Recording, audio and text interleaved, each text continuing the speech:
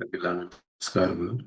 ಶ್ರೀನಿವಾಸ ಇತಿ ಶ್ರೇಷ್ಠದಯಾ ಪಾತ್ರಂ ಗುಣಾನ್ವಿತಃ ಕೌಶಿಕೋऽನन्तರಂಗಾರ್ಯಶ್ಚಿರಂ ವಿಜೇತಾಂ ಭುವಿ ನ್ಯಸ್ತಾತ್ಮೀಯಪರಂ ವರಪ್ರದಗುರೌ ವೈರಾಗ್ಯಭಾಗ್ಯೋರಧೋ ವೇದಾಂತಾಮೃತಸಾರವಂತಮನಘಾತ್ ಶ್ರೀನಿವಾಸಾತ್ ಗುರೋಃ ಶ್ರೀಶೈಲಾನ್ವಯಕೌಸ್ತುಭಸ್ಥಿತನಯಂ ಶಯೋನಿಧೇ ಶ್ರೀನಿಧೇಃ ವಂದೇ ಸಾಧುಕಟಾಕ್ಷಿರೇಣಿನಿಲಯಂ ಶ್ರೀಕೃಷ್ಣಸದ್ದೇಶಿಕಂ ಶ್ರೀವಾಸರಂಗಪರಕಾಲमुनित्रयाप्तलक्ष्मात्मरक्षणेति त्वैवागमान्तम् आचार्यभक्तिपरिपूतमनर्घशीलं गोपालदेशमुनिं गुरुमाश्रयामः।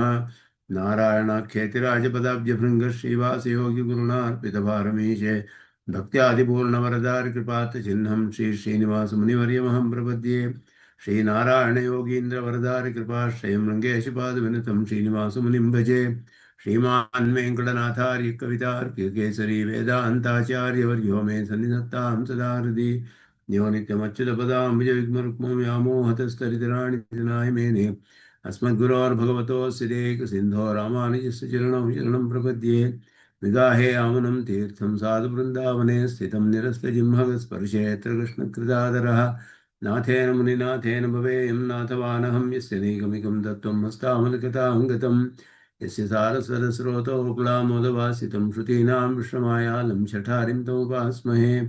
वन्दे वैकुण्ठसेनान्यं देवं सूत्रपतिसखं यद्वेत्र शिखरस्पन्दे विश्वमेतद्व्यवस्थितं सह धर्मचर्यं शौरेः सम्मन्त्रितजगद्धितामनुग्रहमयीं वन्दे नित्यमज्ञातनिग्रहां कमप्याद्यं गुरुं वन्दे कमलागृहमेधिनं प्रवक्ता छन्दसां भक्ता पञ्चरात्रसे स्वयं वसुदेवसुतं देवं कंसचाणूरमर्दनं देवकी परमानन्दं कृष्णं वन्दे जगद्गुरुं पार्थाय प्रतिबोधितां भगवता नारायणेन स्वयं व्यासेन ग्रथितां पुराणमुनिना मध्ये महाभारतम् अद्वैतामृतवर्षिणीं भगवतीमष्टादशाध्यायिनीम् अम्ब त्वामनुसन्दधामि भगवद्गीते भवद्वेषिणीं यत्पदाम्भोरुहध्यानविध्वस्ता शेषकल्मषः वस्तुतामुपयातोऽहं यामुनेयं नमामि तम् इति परिपृढोद्गीतानामदर्शयदञ्जसा निगमपरिषन्नेदीयां संनिरामयमाशयं जननपदवी यातायातश्रमापहरां धियं जनेतु समे देवः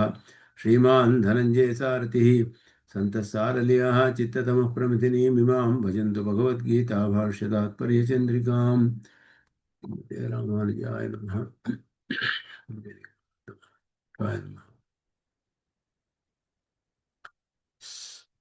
ಒಂಬತ್ತನೇ ಅಧ್ಯಾಯದಲ್ಲಿ 29ನೇ ಶ್ಲೋಕವನ್ನು ಹೊರಸತಿ ನೋಡಿದ್ವಿ. ಸಮೋಹಂ ಸರ್ವಭೂತೇಷು ಮೇದ್ವೇಷ್ಯೋಸ್ತಿ ನ ಪ್ರಿಯಃ ಯೇ ಭಜಂತಿ ತು ಮಾಂ ಭಕ್ತ್ಯ ಮಯಿತೆ ತೇಷು ಮಾ ಚಾಪ್ಯಹಂ ಅಂತ ಹೇಳಿ ಪರಮಾತ್ಮನು ಎಲ್ಲರ ವಿಷಯದಲ್ಲಿಯೂ ಸಮಾಶ್ರಯಣೀಯತ್ವ ಅನ್ನುವ ಒಂದು ವಿಧದಲ್ಲಿ ಯಾರು ಬೇಕಾದರೂ ಪರಮಾತ್ಮನನ್ನು ಸುಲಭವಾಗಿ ಆಶ್ರಯಿಸಬಹುದು. ಆ ವಿಷಯದಲ್ಲಿ ಅವನಿಗೆ ಯಾವ ವಿಧವಾದ ಜಾತಿಯೋ ಆಕಾರವೋ ಸ್ವಭಾವವೋ ಜ್ಞಾನವೋ ಲಿಂಗವೋ ಯಾವ ವಿಧವಾದ ಭೇದವೂ ಇಲ್ಲದೆ ಯಾರೆಲ್ಲ ಅವನ ರಕ್ಷಣೆಯನ್ನು ಪ್ರಾರ್ಥಿಸಿ ಅವನಲ್ಲಿ ಪ್ರಪತ್ತಿ ಮಾಡ್ತಾರೋ ಅಥವಾ ಭಕ್ತಿಯನ್ನು ಮಾಡ್ತಾರೋ ಅವರೆಲ್ಲರಿಗೂ ಕೂಡ ಪರಮಾತ್ಮನು ಆಶ್ರಯ ಕೊಡ್ತಾನೆ. ಅಂತಹ ಭಕ್ತರನ್ನು ಅತ್ಯಂತ ಉತ್ಕೃಷ್ಟರಾದವರೊಡನೆ ಹೇಗೆ ವ್ಯವಹಾರ ಮಾಡ್ತಾನೋ ಆ ರೀತಿ ಪರಮಾತ್ಮನು ಅವರೊಡನೆ ವ್ಯವಹಾರ ಮಾಡ್ತಾನೆ. ಆ ರೀತಿ ಅವನು ಅವರೊಡನೆ ಇರ್ತಾನೆ ಅಂತ ಹೇಳಿ ಅವರೆಲ್ಲರೂ ಕೂಡ ಪರಮಾತ್ಮನಲ್ಲಿ ಎಲ್ಲ ವಿಧವಾದ ಆನಂದವನ್ನು ಅನುಭವಿಸಿಕೊಂಡು ಪರಮಾತ್ಮನ ಧ್ಯಾನದಲ್ಲಿ ಇರ್ತಾರೆ. ಪರಮಾತ್ಮನು ಕೂಡ ಮದುತ್ಕೃಷ್ಟೇಶು ಇವ ವರ್ತೆ, ನನಗಿಂತ ಉತ್ಕೃಷ್ಟರಾದವರಲ್ಲಿ ನಾನು ಹೇಗಿರ್ತೀನೋ ಆ ರೀತಿ ಅವರ ವಿಚಾರದಲ್ಲಿ ನಾನು ವ್ಯವಹಾರ ಮಾಡ್ತೀನಿ ಹೇಳಿ ಪರಮಾತ್ಮನು ಅವರಿಗೆ ಅಂತಹ ಒಂದು ಅನುಗ್ರಹವನ್ನು ಅದ್ಭುತವಾಗಿ ತೋರಿಸುವಂಥದ್ದು. ಅದನ್ನು ಅಂತಹ ಭಕ್ತರ ಮಹಿಮೆಯನ್ನೇ ಮುಂದೆ ಹೇಳ್ತಾರೆ. ಭಕ್ತಿಯನ್ನು ಬೇಕಾದರೆ ಮಾಡಬಹುದು, ಆದರೆ ಭಕ್ತಿಯ ಜೊತೆ ಸದಾಚಾರವು ಬಹಳ ಅವಶ್ಯಕವಲ್ಲ. ಸದಾಚಾರವಿರಬೇಕೆ? ಯಾಕೆಂದರೆ ಲಿಂಗವೋ ಜಾತಿಯೋ ಸ್ವಭಾವವೋ ಜ್ಞಾನವೋ ಇದೆಲ್ಲ ಒಂದು ಕಡೆ ಆಯಿತು. ಆಚಾರದ ವಿಷಯ ಹೇಗೆ? ಸದಾಚಾರ ಇರಬೇಕೆ ಅವರಿಗೆ ಅಂತ ಹೇಳಿದ್ರೆ ಅದರಲ್ಲಿ ಆ ವಿಷಯವನ್ನು ಇಲ್ಲಿ ಮುಂದೆ ಅಪಿಚೇತ್ ಸುದುರಾಚಾರ ಭಜತೆ ಮಾಮ ಅನನ್ಯಭಾಕ್ ಸಾಧುರೇವ ಸಮಂತವ್ಯ ಸಮ್ಯಕ್ ವ್ಯವಸಿತೋ ಹಿ ಸಹ ಅಂತ ಹೇಳಿ ಅವನು ಯಾವ ವಿಧವಾದ ಆಚಾರವೂ ಇಲ್ಲದೆ ಇರಬಹುದು, ಇಲ್ಲ ಕೆಟ್ಟ ಆಚಾರಗಳೇ ಇದ್ದಿರಬಹುದು. ಆದರೆ ನನ್ನ ಭಕ್ತನಾಗ್ಬಿಟ್ರೆ, ನನ್ನಲ್ಲಿ ಭಕ್ತಿಯನ್ನು ಅವನು ಮಾಡಲು ಆರಂಭಿಸಿಬಿಟ್ರೆ ಅವನು ಸಾಧುವೇ ಆಗಿಬಿಡ್ತಾನೆ. ಹಿಂದೆ ಮಾಡಿದಂತಹ ಆಚಾರ ವೈಕಲ್ಯ ಅದೆಲ್ಲ ಕೂಡ ಯಾವುದನ್ನು ಗಮನಿಸದೆ ಅಂತಹ ಭಕ್ತನನ್ನು ಎಲ್ಲರೂ ಕೂಡ ಅತ್ಯಂತ ಆದರ ಮಾಡಬೇಕು ಅಂತ ಹೇಳುವಂತಹ ಶ್ಲೋಕ ಅವರಿಗೆ. ಯಾಕೆ ಅಂದರೆ ಅವನಿಗೆ ನಿಶ್ಚಯವಾದ ಬುದ್ಧಿ ಇದೆ. ಪರಮಾತ್ಮನೇ ಪ್ರಾಪ್ಯ ಪ್ರಾಪಕ ಅಂತ ಹೇಳಿ ಅವನನ್ನು ಆಶ್ರಯಿಸಿಬಿಟ್ಟಿದ್ದಾನೆ. ಪರಮಾತ್ಮನಲ್ಲಿ ಅತ್ಯಂತ ಪ್ರೀತಿ ಅಂತಹ ಭಕ್ತನಿಗೆ. ಅಂತಹ ಭಕ್ತನನ್ನು ಎಲ್ಲರೂ ಕೂಡ ಆದರ ಮಾಡಬೇಕು, ಅತ್ಯಂತ ಆದರ ಮಾಡಬೇಕು ಅಂತ ಇಲ್ಲಿ ಹೇಳುವ ಶ್ಲೋಕ. ತತ್ರ ತತ್ರ ಜಾತಿ ವಿಷಯ ಜಾತಾನಾಂ ಯಹ ಸಮಾಚಾರ ಉಪಾದೇಯ ಪರಿಹರಣೀಯಶ್ಚ. ಬೇರೆ ಬೇರೆ ಜಾತಿಗಳಲ್ಲಿ ಇರುವವರಿಗೆ ಅವರಿಗೆಲ್ಲ ಯಾವ ಯಾವ ಆಚಾರಗಳು ಅವರು ಪಾಲಿಸಬೇಕು, ಯಾವುದನ್ನು ನಿಷಿದ್ಧವಾದದ್ದು ಯಾವುದು, ಅದು ಪಾಲನೆ ಮಾಡಬೇಕಾದ ಆಚಾರಗಳೇನು, ನಿಷಿದ್ಧವಾದ ಆಚಾರಗಳೇನು, ಇದೆಲ್ಲವೂ ಕೂಡ ಶಾಸ್ತ್ರದಲ್ಲಿ ಹೇಳಲ್ಪಟ್ಟಿದೆ. ಯಹ ಸಮಾಚಾರ ಅಂದರೆ ಆಚಾರ, ಒಳ್ಳೆಯ ಆಚಾರ, ಅದು ಉಪಾದೇಯ ಸ್ವೀಕಾರ ಮಾಡಲ್ಪಡಬೇಕು. ಪರಿಹರಣೀಯಶ್ಚ ಯಾವ್ಯಾವುದು ಅವರು ಪರಿಹಾರ ಮಾಡಬೇಕು, ಯಾವುದು ನಿಷೇಧಿಸಲ್ಪಟ್ಟಿದೆ. ತಸ್ಮಾತ್ ಅತಿವೃತ್ತ ಅಪಿ, ಅದನ್ನು ಮೀರಿದ್ದರೂ ಕೂಡ ಅಂತಾರೆ. ಅತಿವೃತ್ತ ಅವುಗಳನ್ನು ಮೀರಿದವನಾಗಿದ್ದರೂ ಕೂಡ ಮುಕ್ತ ಪ್ರಕಾರೇಣ ಮಾಂ ಅನನ್ಯ ಭಾಕ್ ಭಜನೈಕ ಪ್ರಯೋಜನ ಭಜತೆ ಚೇತ್. ನನ್ನನ್ನೇ ಬೇರೆ ಯಾರನ್ನೂ ಬಯಸದೆ ನನ್ನನ್ನೇ ಏಕಾಂತವಾಗಿ ಐಕಾಂತಿಕವಾದ ಬುದ್ಧಿಯೊಡನೆ ಪರಮಾತ್ಮನ ನನ್ನ ಭಜನೆ ಮಾಡುವುದೇ ಅವನಿಗೆ ಪ್ರಯೋಜನ ಅನ್ನುವ ಬುದ್ಧಿಯಿಂದ ನನ್ನಲ್ಲಿ ಭಕ್ತಿಯೋಗವನ್ನು ಭಕ್ತಿಯನ್ನು ಮಾಡಿದ್ರೆ, ನನ್ನನ್ನು ಪ್ರೀತಿಸಿದರೆ, ಅನನ್ಯ ಭಕ್ತಿಯಿಂದ ನನ್ನನ್ನು ಪ್ರೀತಿಸಿದರೆ ಅವನು ಸಾಧುರೇವ. ಆಚಾರ್ಯ ವೈಕಲ್ಯವಿದ್ದರೂ ಸಾಧು ಅಂತಲೇ ತಿಳಿದುಕೊಳ್ಬೇಕು. ಸಾಧು ಅಂದರೆ ಯಾರು? ವೈಷ್ಣವಾಗ್ರೇಸರ ಏವ ಸಹ.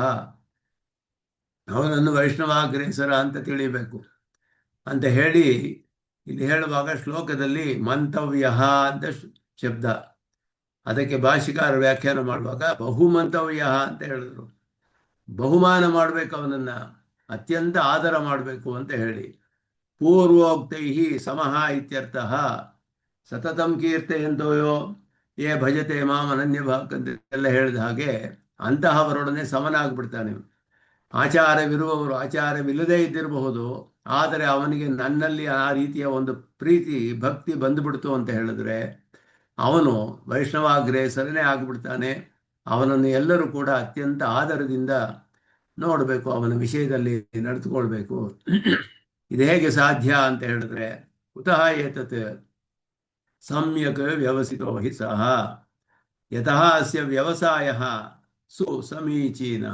ಅತ್ಯಂತ ಸಮೀಚೀನವಾದದ್ದು, ಯಾವುದು ಮಾಡಬೇಕು ಅದಕ್ಕೆ ಅನುಗುಣವಾಗಿದೆ, ಸರಿಯಾದ ಮಾರ್ಗದಲ್ಲಿದೆ ಅವನ ವ್ಯವಸಾಯ ಅಂದರೆ ನಿಶ್ಚಯಾತ್ಮಕವಾದ ಬುದ್ಧಿ ಸರಿಯಾದ ಮಾರ್ಗದಲ್ಲಿ ಇದೆ. ಶ್ರುತಿಯಲ್ಲಿ ಹೇಳಿದಂತಹ ಅತ್ಯಂತ ಉತ್ಕೃಷ್ಟವಾದ ಉಪದೇಶ ಏನು ಅಂದರೆ ಪರಮಾತ್ಮನೇ ಪ್ರಾಪ್ಯ ಪ್ರಾಪಕ. ಅವನನ್ನು ಭಕ್ತಿ ಮಾಡುವುದು, ಅವನಲ್ಲಿ ಪ್ರೀತಿಯನ್ನು ಮಾಡುವುದೇ ನಮಗೆ ಪರಮ ಉಪಾದೇಯವಾದದ್ದು.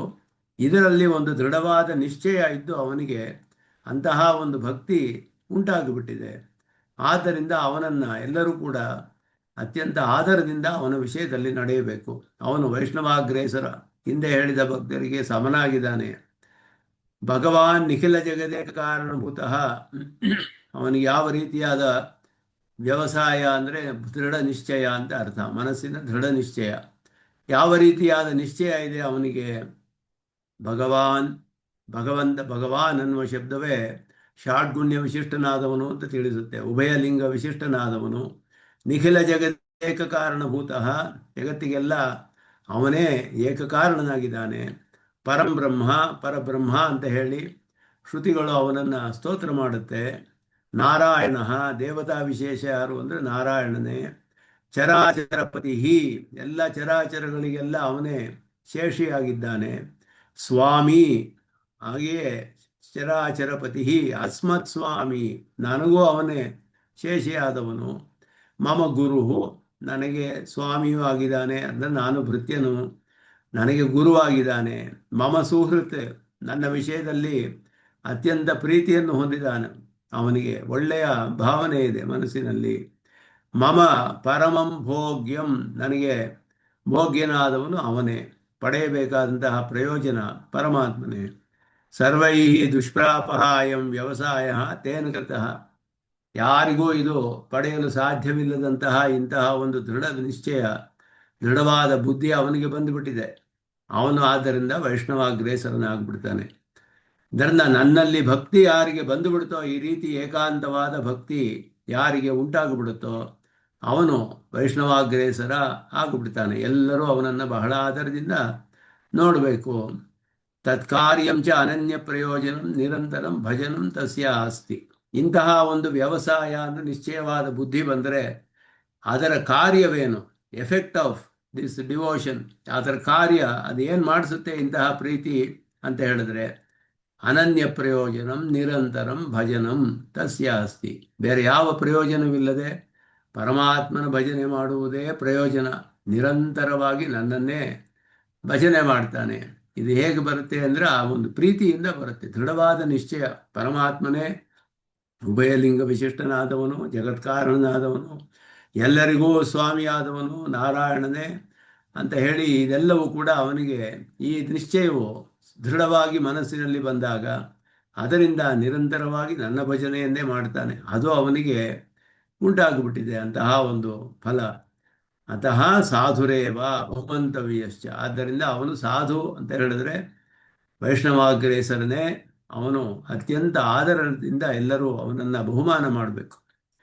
ಅಸ್ಮಿನ್ ವ್ಯವಸಾಯೇ ತತ್ಕಾರ್ಯೇ ಚ ಮುಕ್ತ ಪ್ರಕಾರ ಭಜನೆ ಸಂಪನ್ನೆ, ಈ ವಿಧವಾದ ಒಂದು ದೃಢ ನಿಶ್ಚಯದಲ್ಲಿಯೂ ಅದರ ಕಾರ್ಯವಾದ ನಿರಂತರ ಪ್ರೀತಿಯುಕ್ತವಾದ ಭಜನೆಯಲ್ಲಿಯೂ ಕೂಡ ಅವನಿಗೆ ಈ ಹೇಳಿದ ಪ್ರಕಾರದಲ್ಲಿ ಉಂಟಾಗಿರುವಾಗ ಸಂಪನ್ನೇ ಸತಿ ತಸ್ಯ ಆಚಾರ ವ್ಯತಿಕ್ರಮ, ಆಚಾರದಲ್ಲಿ ಅವನಿಗೆ ಆಚಾರವನ್ನು ಮೀರಿದರೂ ಕೂಡ ಸ್ವಲ್ಪ ವೈಕಲ್ಯಮಿತಿ ನ ತಾವತ ಅನಾದರಣೀಯ, ಅದು ಅತ್ಯಲ್ಪ. ಆಚಾರ ವೈಕಲ್ಯವು ಅತ್ಯಲ್ಪವಾದದ್ದು. ಇಂತಹ ಒಂದು ದೃಢ ನಿಶ್ಚಯಕ್ಕೆ ಹೋಲಿಸಿದ್ರೆ ಆಚಾರ ವೈಕಲ್ಯವು ಅತ್ಯಂತ ಅಲ್ಪವಾದದ್ದು. ಆದ್ದರಿಂದ ಪರಮಾತ್ಮನು ಆಚಾರಕ್ಕಿಂತ ಭಕ್ತಿಗೆ ಹೆಚ್ಚು ಸ್ಥಾನ ಕೊಟ್ಟಿದ್ದಾನೆ. ಆಚಾರ ವಿಕಲವಾದರೂ ಕೂಡ ಅದನ್ನು ಗಮನಿಸಬಾರದು, ಅವನನ್ನು ವೈಷ್ಣವಾಗ್ರೇಸರ ಅಂತಾನೆ ಎಲ್ಲರೂ ಕೂಡ ಅವನಲ್ಲಿ ಬಹಳ ಆದರದಿಂದ ನಡೆದುಕೊಳ್ಬೇಕು. ಆದ್ದರಿಂದ ಅವನಿಗೆ ಅನಾದರ ಮಾಡಬಾರ್ದು. ಅವನಿಗೆ ನತಾವತ ಅನಾದರಣೀಯ, ಇವನಿಗೆ ಆಚಾರವಿಲ್ಲ, ಏನು ಸರಿಯಾಗಿ ಮಾಡ್ತಾ ಇಲ್ಲ ಇವನು ಆಚಾರಗಳನ್ನು, ಸದಾಚಾರವಿಲ್ಲ ಅಂತ ಅನಾದರ ಮಾಡಬಾರ್ದು. ಅಪಿತು ಬಹುಮಂತವ್ಯ ಏವ, ಅವನ ಅತ್ಯಂತ ಆದರದಿಂದ ನೋಡು. ಭಕ್ತರಿಗೆ ಒಂದು ಸ್ಥಾನ ಪರಮಾತ್ಮನು. ಆಚಾರ ವೈಕಲ್ಯವಿದ್ದರೂ ಭಕ್ತಿ ಏರ್ಪಟ್ಟುಬಿಟ್ರೆ ಪರಮಾತ್ಮನ ವಿಷಯದಲ್ಲಿ, ಇಂತಹ ಒಂದು ದೃಢವಾದ ಒಂದು ಭಕ್ತಿ ನಿಶ್ಚಯ ಬಂದುಬಿಟ್ರೆ ಅವನನ್ನು ಹೇಗೆ ಎಲ್ಲರೂ ಕೂಡ ಅವನ ವಿಷಯದಲ್ಲಿ ನಡೆಯಬೇಕು. ಆಚಾರ್ಯ ವೈಕಲ್ಯವನ್ನು ನೋಡಬಾರ್ದು, ಅನಾದರ ಮಾಡದೆ ಅವನನ್ನು ಅತ್ಯಂತ ಆದರದಿಂದ ಅವನ ವಿಷಯದಲ್ಲಿ ನಡೆದುಕೊಳ್ಬೇಕು ಅಂತ ಇಲ್ಲಿ ಹೇಳೋದು. ಇದರ ಒಂದು ಮಹಿಮೆ, ಇದರಿಂದ ಏನಾಗುತ್ತೆ ಅವನಿಗೆ ಅನ್ನೋದು ಮುಂದೆ ಶ್ಲೋಕದಲ್ಲಿ ಬರುತ್ತೆ. ಕ್ಷಿಪ್ರಂ ಭವತಿ ಅಂತ ಹೇಳಿಬಿಟ್ಟು ಅವನಿಗೆ ಎಲ್ಲವೂ ಕೂಡ ಅವನಿಗೆ ಒಳ್ಳೆಯ ಮಾರ್ಗಕ್ಕೆ ಬಂದುಬಿಡ್ತಾನೆ ಬಹಳ ಬೇಗ ಈ ಭಕ್ತಿಯಿಂದ. ಏವಂ ಸಮಾಶ್ರಯಣ ಸ್ವೀಕಾರೆ, ಈ ರೀತಿ ಸಮಾಶ್ರಯಣ ಯಾರು ಆಶ್ರಯಿಸ್ತಾರೋ ಅವರನ್ನು ಸ್ವೀಕಾರ ಮಾಡಿದಾಗ ಜಾತ್ಯಾದಿ ಅಪಕರ್ಷ ಕಿಂಚಿತ್ಕರ ಇತಿ ಉಕ್ತಂ. ಜಾತಿ, ಸ್ವಭಾವ, ಜ್ಞಾನ ಇದೆಲ್ಲ ಏನು ನೋಡೋದೇ ಇಲ್ಲ, ಅದರಲ್ಲಿ ಯಾವ ಒಂದು ವಿಶೇಷವೂ ಇಲ್ಲ. ಅದರಿಂದ ಪರಮಾತ್ಮನಿಗೆ ಆಶ್ರಯಿಸುವುದೊಂದೇ ನೋಡ್ತಾನವನು, ಅದು ಹೇಳಲ್ಪಟ್ಟಿತು. ತತಶ್ಚ ಉಪರಿ ವೃತ್ತಾಪಕರ್ಷ ಅಪಿ, ವೃತ್ತ ಅಂದರೆ ಆಚರಣೆ, ಸದಾಚಾರ, ಅದರಲ್ಲಿಯೂ ಕೂಡ ಅವನಿಗೆ ವೈಕಲ್ಯವಿದ್ದರೂ ಕೂಡ ಅಪಕರ್ಷ, ಅದರಲ್ಲಿಯೂ ಕೂಡ ಅವನು ಎಷ್ಟೋ ಅತಿಕ್ರಮಗಳನ್ನು ಮಾಡಿದರೂ ಕೂಡ, ಆಚಾರಗಳನ್ನು ಮೀರಿದರೂ ಕೂಡ ಅಕಿಂಚಿತ್ಕರಃ, ಅದು ಏನನ್ನು ಮಾಡೋಕ್ಕಾಗೋದಿಲ್ಲ, ಅದು ಯಾವುದನ್ನು ಬದಲಾಯಿಸೋದಿಲ್ಲ. ಪರಮಾತ್ಮನ ವಿಷಯದಲ್ಲಿ ಅವನಿಗೆ ವೈಷ್ಣವಾಗ್ರೇಸರ ಅಂತ ಹೇಳುವಂತಹ ಅದನ್ನು ಇಲ್ಲಿ ಹೇಳಲ್ಪಡುತ್ತೆ. ಅಪಿಚೇತ್ ಇತಿ ಈ ಶ್ಲೋಕದಲ್ಲಿ ಹೇಳ್ತಾರೆ. ಬ್ರಾಹ್ಮಣಾದಿ ಆಚಾರ ಶೂದ್ರಾದೇಹೇ ಅಧರ್ಮ, ಇದೆಲ್ಲ ಜಾತಿಗೆ ವ್ಯವಸ್ಥಿತವಾದ ಆಚಾರಗಳು. ಯಾವುದು ಹೇಳಿದೆಯೋ, ಯಾವುದು ನಿಷಿದ್ಧ, ಯಾವುದು ಉಪಾದೇಯ, ಅದಕ್ಕೆ ಶಾಸ್ತ್ರಕ್ಕೆ ಅನುಗುಣವಾಗಿ ಅವರವರು ಅದನ್ನು ಸ್ವೀಕಾರ ಮಾಡಬೇಕು. ನಿಷಿದ್ಧವಾದದ್ದನ್ನು ಮಾಡಬಾರ್ದು. ಆದರೆ ಅದೇ ಎಲ್ಲವೂ ಹೇಳಲ್ಪಟ್ಟಿದೆ ಶ್ರುತಿಯಲ್ಲಿ. ಎಲ್ಲ ಜಾತಿಗೂ ಎಲ್ಲರಿಗೂ ಆಚಾರಗಳು ಮಾಡಿ ಹೇಳಲ್ಪಟ್ಟಿದೆ. ಆದರೆ ಅವರವರು ವರ್ಣಾಶ್ರಮ ಧರ್ಮಗಳನ್ನು ಅವರವರು ಸ್ವೀಕಾರ ಮಾಡಬೇಕು. ಬ್ರಾಹ್ಮಣರ ಆಚಾರಗಳು ಶೂದ್ರ ಮೊದಲಾದವರಿಗೆ ಅಧರ್ಮವಾಗುತ್ತೆ, ಶೂದ್ರ ಆಚಾರವು ಬ್ರಾಹ್ಮಣರಿಗೆ ಅಧರ್ಮವಾಗುತ್ತೆ. ಏವಂ ಬ್ರಾಹ್ಮಣಸ್ಯ ನಿಷಿದ್ಧಂ ಮಧುಮಾಂಸಾದಿಕಂ ಶೂದ್ರಸ್ಯ ನ ನಿಷಿದ್ಧತೆ. ಒಬ್ಬರಿಗೆ ನಿಷೇಧ ಮಾಡಿದರೆ ಇನ್ನೊಬ್ಬರಿಗೆ ನಿಷೇಧ ಮಾಡೋದಿಲ್ಲ. ಶೂದ್ರಸ್ಯ ನಿಷಿದ್ಧಂ ಚ ಕಪಿಲ ಕ್ಷೀರಾಧಿಕಂ ಬ್ರಾಹ್ಮಣಸ್ಯ ಪ್ರಶಸ್ತಂ. ಇದು ಕಪಿಲ ವರ್ಣದ ಒಂದು ಹಸುವಿನ ಹಾಲು ಬಹಳ ಪ್ರಶಸ್ತವಾದದ್ದು ಬ್ರಾಹ್ಮಣರಿಗೆ ಅಂತ ಹೇಳುತ್ತೆ, ಶೂದ್ರರಿಗೆ ನಿಷಿದ್ಧವಾಗದು. ಇದು ಆಹಾರ ನಿಯಮದಲ್ಲಿ ಇದೆಲ್ಲ ಹೇಳಲ್ಪಟ್ಟಿದೆ. ವೇದಾಂತ ದೇಶಿಕರು ಆಹಾರ ನಿಯಮ ಅಂತಲೇ ಒಂದು ಗ್ರಂಥ ಮಾಡಿದ್ದಾರೆ. ಆಹಾರ ನಿಯಮದಲ್ಲಿ ರಹಸ್ಯ ಗ್ರಂಥಗಳಲ್ಲಿ ಅದರಲ್ಲಿ ಎಲ್ಲ ಬಹಳ ವಿಸ್ತಾರವಾಗಿ ಹೇಳ್ತಾರೆ. ಹಾಲಿನ ವಿಷಯದಲ್ಲಿಯೇ 2 ಪಾಶುರ ಇದೆ, ನೀರಿನ ವಿಷಯದಲ್ಲಿ 2-3 ಪಾಶುರಗಳಿದೆ. ಯಾವ ರೀತಿ ತೀರ್ಥವನ್ನು ಸ್ವೀಕಾರ ಮಾಡಬೇಕು, ಯಾವ ರೀತಿ ಕ್ಷೀರವನ್ನು ಸ್ವೀಕಾರ ಮಾಡಬೇಕು, ಯಾವುದು ಮಾಡಬಾರ್ದು, ಇದೆಲ್ಲ ಬಹಳ ವಿಸ್ತಾರವಾಗಿ ಅದರಲ್ಲಿ ಪ್ರತಿಪಾದನೆ ಮಾಡಿದ್ದಾರೆ. ಆದ್ದರಿಂದ ಇದೆಲ್ಲ ಒಬ್ಬೊಬ್ಬರಿಗೆ ಒಂದೊಂದು ವರ್ಣಾಶ್ರಮ ಧರ್ಮಕ್ಕೆ ಅನುಗುಣವಾಗಿ ನಡೆಯುತ್ತೆ. ಅವರವರ ವರ್ಣಾಶ್ರಮ ಧರ್ಮಕ್ಕೆ ಒಂದು ವರ್ಣಾಶ್ರಮ ಧರ್ಮಕ್ಕೆ ಹೇಳಿದ್ದು ಇನ್ನೊಬ್ಬರಿಗೆ ನಿಷೇಧವಾಗಿರ್ಬೋದು, ಅವರಿಗೆ ಹೇಳಿರೋದು ಇವ್ರಿಗೆ ನಿಷಿದ್ಧವಾಗಿರುತ್ತೆ. ಹೀಗೆ ಅತಃ ಸ್ವಜಾತಿ ನಿಯಮಾದಿ ಅಪೇಕ್ಷೆಯ ದುರಾಚಾರತ್ವ ದೋಷ. ತಮ್ಮ ತಮ್ಮ ವರ್ಣಾಶ್ರಮಗಳಿಗೆ ಜಾತಿಗೆ ಹೇಳಲ್ಪಟ್ಟಂತಹ ಯಾವುದು ಉಪಾದೇಯವೋ ಯಾವುದು ನಿಷಿದ್ಧವೋ ಅದನ್ನು ಮೀರಿದ್ರೆ ದುರಾಚಾರವಾಗುತ್ತೆ. ಆದ್ದರಿಂದ ಈ ರೀತಿ ಮೀರಿದ್ರೆ ಅವರಿಗೆ ಪರಮಾತ್ಮನಲ್ಲಿ ಅತ್ಯಂತ ತೀವ್ರವಾದ ಭಕ್ತಿ ಪ್ರೀತಿ ಬಂದು ನಿರಂತರ ಭಜನೆಯಲ್ಲಿ ತೊಡಗಿಬಿಟ್ರೆ ಆವಾಗ ಅವರನ್ನು ಹೇಗೆ ನೋಡಬೇಕು. ಮಿಕ್ಕಿದವರು ಏನೋ ಆಚಾರವಿಲ್ಲ ಅಂತ ಅವನನ್ನು ಅನಾದರ ಮಾಡಬೇಕೆ ಅಂದರೆ ಮಾಡಲೇಬಾರ್ದು, ಬಹುಮಾನ ಮಾಡಬೇಕು ಅಂತ ಭಾಷಿಕಾರರು ಹೇಳ್ತಾರೆ. ಕೃಷ್ಣನ ತಾತ್ಪರ್ಯದಲ್ಲಿ ಅದುವೇ ವಿಹಿತಾಕಾರಂ ನಿಷಿದ್ಧಕರಣಂ ವಿಹಿತ ಅಕರಣಂ ನಿಷಿದ್ಧಕರಣಂ ಚೇತಿ ಉಭಯಮಪಿ ದುರಾಚಾರ ಉಪಾದೇಯ ಪರಿಹರಣೀಯಶ್ಚ. ವಿಹಿತವಾದದ್ದು ಮಾಡದೇ ಇರೋದು, ನಿಷಿದ್ಧವಾದನ್ನು ಮಾಡೋದು ಎರಡೂ ಕೂಡ ದುರಾಚಾರವೇ ಆಗುತ್ತೆ. ಆದ್ದರಿಂದ ಉಪಾದೇಯವಾದದ್ದು ಪರಿಹರಣೀಯವಾದದ್ದು ಎಲ್ಲವನ್ನೂ ಅತಿಕ್ರಮ ಮಾಡಿರ್ಬೋದು, ಉಲ್ಲಂಘಿಸಿರ್ಬೋದು. ತತ್ರ ಚೇತ್ ಇತ್ಯಸ್ಯ ನೈರರ್ಥಕ್ಯಾದಿ ಪರಿಹಾರಾಯ ದುರಾಚಾರೋಪಿ ಭಜತೆ ಚೇತ್ ಇತಿ ಅನ್ವಯ ಪ್ರದರ್ಶನ. ಅಪಿ ಚೇತ್ ಸುದುರಾಚಾರ. ಅಪಿ ಚೇತ್ ಅಂತ ಹೇಳಿದ್ರೆ ಅಕಸ್ಮಾತ್ ದುರಾಚಾರಿಯಾಗಿದ್ದರೂ ಕೂಡ ಅಂತ ಹೇಳಿ, ಅದಿದ್ದರೂ ಕೂಡ ಇವನು ನನ್ನನ್ನು ನಿರಂತರವಾಗಿ ಭಜನೆ ಮಾಡಿಬಿಟ್ರೆ ಅವನ ಒಂದು ದೃಢವಾದ ನಿಶ್ಚಯ ನನ್ನ ವಿಷಯದಲ್ಲಿ ನನ್ನ ಸ್ವರೂಪವನ್ನು ತಿಳಿದುಕೊಂಡು ನಿರಂತರ ಭಜನೆ ಮಾಡಿದ್ರೆ ಅವನಿಗೆ ಎಲ್ಲರೂ ಕೂಡ ಬಹಳ ಆದರ ಮಾಡಬೇಕು ಅಂತ ಹೇಳಿ ಉಕ್ತ ಪ್ರಕಾರೇಣ ಸತತ ಕೀರ್ತನಾದಿನ ಎಂದು ಹೇಳಲ್ಪಟ್ಟ ಸತತಂ ಕೀರ್ತೆಯಂತಹ ಅಂತ ಹೇಳಿದ ಹಾಗೆ ಆ ರೀತಿ ನನ್ನನ್ನು ಭಜನೆ ಮಾಡ್ತಾನೋ ಆ ವಿಧವಾದ ದೃಢವಾದ ನಂಬಿಕೆ ವಿಶ್ವಾಸ ಬುದ್ಧಿ ಅವನಿಗೆ ಏರ್ಪಟ್ಟಿದೆ. ಪ್ರಕರಣ ವಿಶೇಷತಃ ಅನನ್ಯ ಭಾಕ್ ಇತ್ಯಸ್ಯ ಅರ್ಥ ಭಜನೈಕ ಪ್ರಯೋಜನ. ಬೇರೆ ಯಾವುದನ್ನು ಸ್ವೀಕಾರ ಮಾಡೋದಿಲ್ಲ, ಭಜನೆಯೇ ಅವನಿಗೆ ಪ್ರಯೋಜನ. ಬೇರೆ ಒಂದು ಫಲಕ್ಕೋಸ್ಕರ ಪರಮಾತ್ಮನನ್ನು ಭಜನೆ ಮಾಡೋದಿಲ್ಲ. ಭಜನೆ ಮಾಡದೆ ಹೋದರೆ ಆತ್ಮಧಾರಣೆ ಮಾಡೋಕ್ಕಾಗೋದಿಲ್ಲ. ಆ ರೀತಿ ಒಂದು ಸ್ಥಿತಿಯಲ್ಲಿದ್ದು ಭಜನೆ ಮಾಡ್ತಾನೆ. ತೇನೈವ ದೇವತಾಂತರ ಭಜನ ಪ್ರಸಂಗ ದೂರ ನಿರಸ್ತಃ. ಆದ್ದರಿಂದ ಅವನಿಗೆ ಬ್ರಹ್ಮಜ್ಞಾನ ಬಂದುಬಿಟ್ಟಿದೆ. ದೇವತಾಂತರ ಭಜನೆ ಅನ್ನುವ ಪ್ರಸಂಗವೇ ಇಲ್ಲ ಅವನಿಗೆ. ಪರಮಾತ್ಮನನ್ನೇ ಎಲ್ಲ ಕಡೆಯೂ ಪರಮಾತ್ಮನನ್ನೇ ಅವನ ಭಜನೆಯನ್ನೇ ಮಾಡ್ತಾನೆ. ಅದು ಒಂದೇ ಪ್ರಯೋಜನ ಅವನಿಗೆ. ಅದಕ್ಕೆ ಪ್ರಮಾಣಗಳನ್ನು ತೋರಿಸ್ತಾರೆ. ಬ್ರಹ್ಮಾಣಂ ಚಿತಿಕಂಠಂಚ ಯಾಶ್ಚ ಅನ್ಯಾ ದೇವತಾ ಸ್ಮೃತಾ ಪ್ರತಿಬುದ್ಧಾ ನ ಸೇವಂತೆ ಯಸ್ಮಾತ್ ಪರಿಮಿತಂ ಫಲಂ. ಆದ್ದರಿಂದ ಚತುರ್ಮುಖ ಬ್ರಹ್ಮನನ್ನೋ ರುದ್ರನನ್ನೋ ಬೇರೆ ಯಾವ ದೇವತೆಗಳಿದ್ದಾರೋ ಇಂದ್ರ ವರುಣ ಅಗ್ನಿ ಮೊದಲಾದವರು ಅವರನ್ನೆಲ್ಲ ಪ್ರತಿಬುದ್ಧರಾದವರು ಸೇವಿಸೋದಿಲ್ಲ. ಪ್ರತಿಬುದ್ಧಸ್ತು ಮೋಕ್ಷ ಭಾಕ್ ಅಂತ ಹೇಳಿದೆ. ಪ್ರತಿಬುದ್ಧ ಅಂತ ಹೇಳಿದ್ರೆ ಮೋಕ್ಷವನ್ನು ಆಸೆ ಪಡುವವನು, ಮೋಕ್ಷಕ್ಕೋಸ್ಕರವೇ ಎಲ್ಲ ಕೆಲಸವನ್ನು ಮಾಡುವವನು, ಮೋಕ್ಷ ಭಾಕ್ ಅಂತ ಹೇಳಿ. ವ್ಯವಸಾಯಾತ್ಮಿಕ ಬುದ್ಧಿ ಏಕ ಅಂತ ಹೇಳಲ್ಪಟ್ಟ ವ್ಯವಸಾಯಾತ್ಮಿಕವಾದ ಬುದ್ಧಿ ಅವನಿಗೆ ಬಂದುಬಿಟ್ಟಿರುತ್ತೆ. ಆದ್ದರಿಂದ ಪ್ರತಿಬುದ್ಧರಾದವರು ಅಂದರೆ ಮೋಕ್ಷ ಮುಮುಕ್ಷುಗಳು ಇತರ ದೇವತೆಗಳನ್ನು ಸೇವಿಸೋದಿಲ್ಲ. ಯಾಕೆ ಅಂದರೆ ಅವರಿಗೆ ಅದರಿಂದ ಪರಿಮಿತವಾದ ಫಲ ಅನ್ನೋದು ತಿಳಿದಿದೆ. ಅವರಿಗೆ ಅಪರಿಮಿತವಾದ ಮೋಕ್ಷ ಫಲವನ್ನು ಆಸೆ ಪಡುವವರು ಅವರು. ಅದಕ್ಕೆ ಮೇಲೆ ಒಂದು ಆಕ್ಷೇಪವನ್ನು ಹಾಕೊಳ್ತಾರೆ, ನಾನು ಅಂತ ಹೇಳಿ ಒಂದು ಆಶಂಕೆ. ಆಚಾರ ಪ್ರಭವೋ ಧರ್ಮ ಧರ್ಮಸ್ಯ ಪ್ರವೃತ್ತಿತ, ಇದೆಲ್ಲ ಕೂಡ ಹೇಳಲ್ಪಟ್ಟಿದೆ. ವಿಶ್ವಕ್ಸೇನ ಸಂಹಿತೆ ಮೊದಲಾದವುಗಳನ್ನೆಲ್ಲ ಇಲ್ಲಿ ವಾಸಿಷ್ಠ ಸ್ಮೃತಿ ಪುರಾಣ ಇದೆಲ್ಲ ತೋರಿಸ್ತಾರೆ. ಇದರಲ್ಲಿ ಆಚಾರದ ಬಗ್ಗೆ, ಆಚಾರವು ಬಹಳ ಪ್ರಧಾನವಾದದ್ದು. ಆಚಾರದಿಂದಲೇ ಧರ್ಮ ಉಂಟಾಗುತ್ತೆ. ಧರ್ಮಕ್ಕೆ ಪ್ರಭುವಾದವನು ಅಚ್ಯುತ ಅವನೇ. ಆದ್ದರಿಂದ ಅದಕ್ಕೆ ಎಲ್ಲ ಫಲ ಕೊಡುವವನು ಮೊದಲಾದದ್ದು.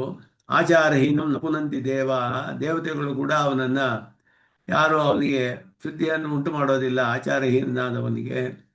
ಹಾಗೆಯೇ ಸಂಧ್ಯಾಹೀನ ಅಶುತಿರಿಹಿ ನಿತ್ಯಂ ಅನರ್ಹ ಸರ್ವಕರ್ಮಸು, ದಕ್ಷ ಸ್ಮೃತಿಯಲ್ಲಿ ಹೇಳಿದ ಮಾತಿದು.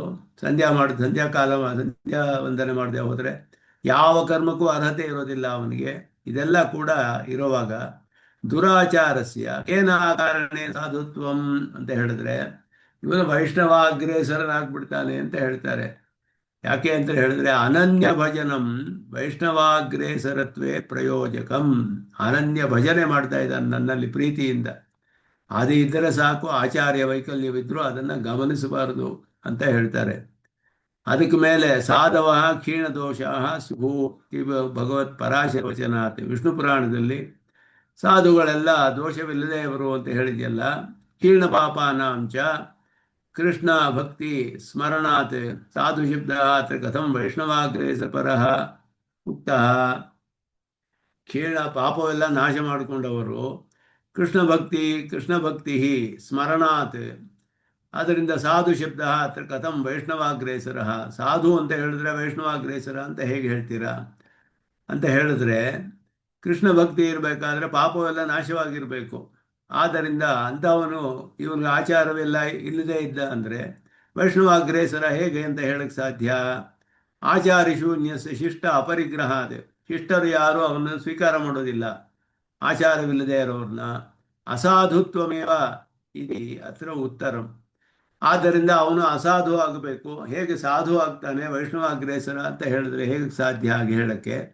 ಆಚಾರವಿಲ್ಲದೆ ಇರೋರನ್ನ ಯಾರು ಶಿಷ್ಟರು, ಎಲ್ಲ ಸದಾಚಾರಶೀಲರಾದವರು ಪರಿಗ್ರಹ ಮಾಡೋದಿಲ್ಲ, ಅವ್ರ ಗುಂಪಿಗೆ ಸೇರಿಸ್ಕೊಳ್ಳೋದಿಲ್ಲ, ಇದೆಲ್ಲ ಹೇಳಲ್ಪಟ್ಟಿದೆಯಲ್ಲ ಅಂತ ಹೇಳಿದ್ರೆ ಅವನ್ನ ಸಾಧುರೇವ ಸಹ ಮಂತವ್ಯ ಅಂತ ಹೇಳಿ, ಬಹುಮಂತವ್ಯ ಅರ್ಥಸಿದ್ಧ ಬೋಧವ್ಯತ ಮಾತ್ರ ಕಥಂ ನಿರರ್ಥಕಂ.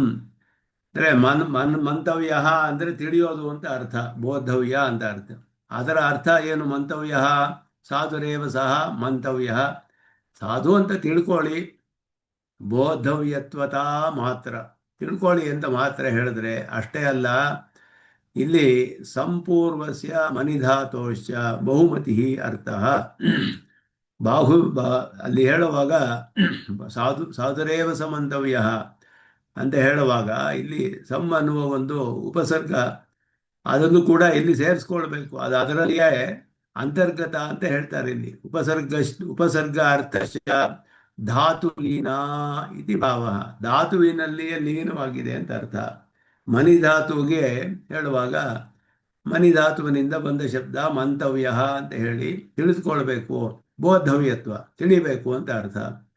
ಆದರೆ ಆ ಸಮ್ ಅನ್ನುವ ಉಪಸರ್ಗ ಅದರಲ್ಲಿಯೇ ಸೇರಿದೆ, ಆದ್ದರಿಂದ ಸಮ್ಮಾನ ಅಂತ ಅರ್ಥ. ಅಂದರೆ ಚೆನ್ನಾಗಿ ಬಹುಮಂತವ್ಯ ಅಂತ ಅರ್ಥ ಮಾಡು.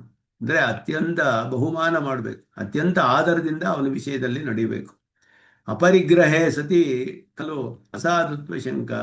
ಪರಿಗ್ರಹ ಇಲ್ಲದೆ ಹೋದರೆ ಆಗ ಅಸಾಧು ಅಂತ ಹೇಳಬೇಕು.